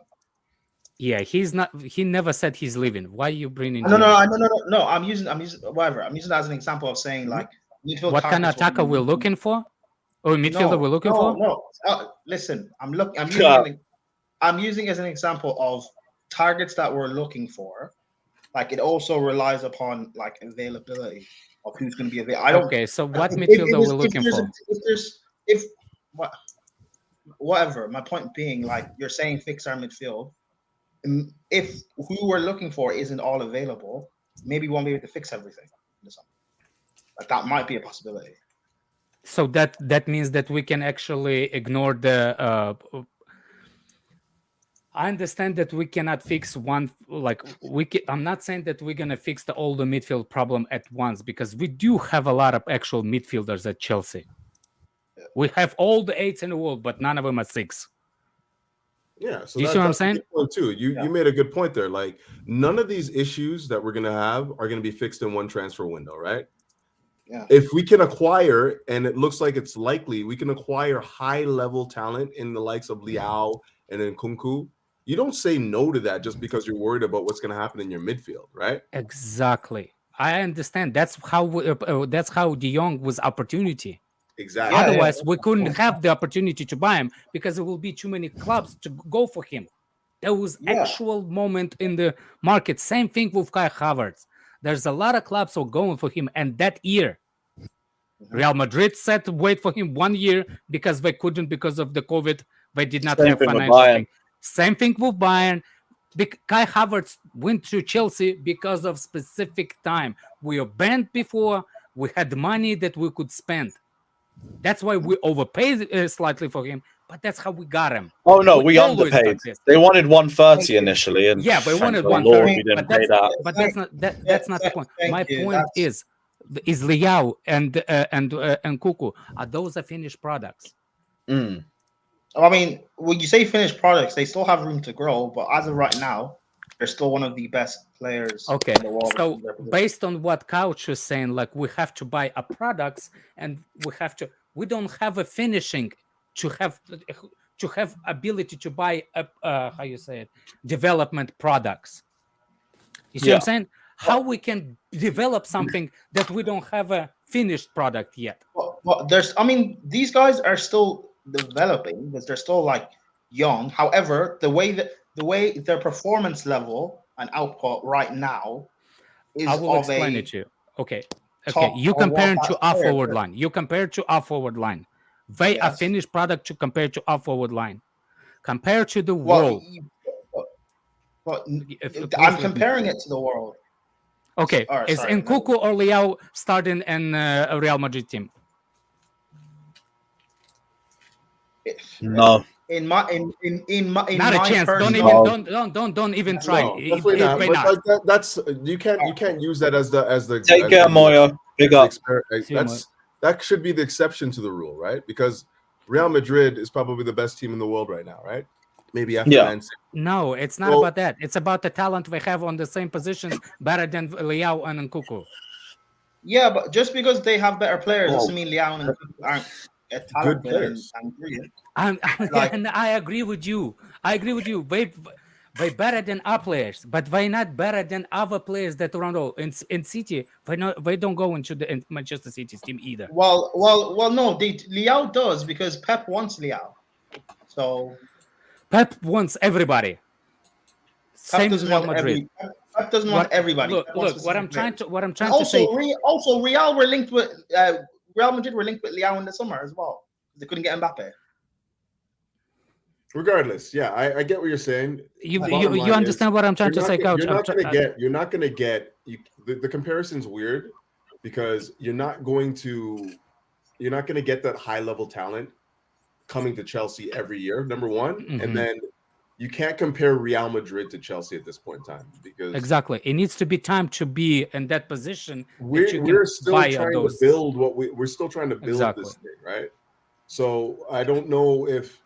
We can't turn up our noses to anybody right now. Let's just be real. Like these players are high-level players on the next level. They're on the break. And that's kind of, to be honest with you, those are the players I want. I don't want players that are the finished product coming to Chelsea. I want them to make their name at Chelsea. That's what I agree with you. But at the same time, you said that we cannot turn the name on any players. We cannot sell any players irresponsibly either. They will put us in a position of us making us weaker. No matter how much you don't like him, Kai Havertz as a player, we cannot afford ourselves to put ourselves in a situation where we're that much weaker because we wanted to get rid of him. No, I get what you're saying. You're saying make it a more transition that sort of exactly. You're probably right there. Get rid of players. It's just whether or not you actually believe that Kai Havertz actually it doesn't have nothing to do that he become a player. He doesn't want to be a bench player, right? So we'll see. I remember Simon Phillips saying that if Bayern made a serious offer, Havertz would have pushed, but I think they only just had interest so far. But that's why they're saying expect one next summer. So we'll find out then, I guess. Yeah, good chat, We'll fellas. see. I gotta bounce. Yeah, no worries. We're gonna freaking 4 hours. Free Are you enough. kidding me? Fucking half hours. Well, I jumped It's on mad. late, so Yeah, we're gonna wrap up though. It's been good to see you hop on though. Anyway, it has been a minute. Hopefully, big up Dinishan saying Lampard See you never guys. wanted Havertz, he wanted Oba. Yeah, big up everybody, big up, and yeah, we're gonna end the stream here. Like, subscribe. Let me know your thoughts on everything we've spoken about in the comment section below. We'll be back tomorrow for what is it? Preview. Yeah, Brighton preview. So yeah, lock in for that, and yeah, we're out. Up the Chelsea.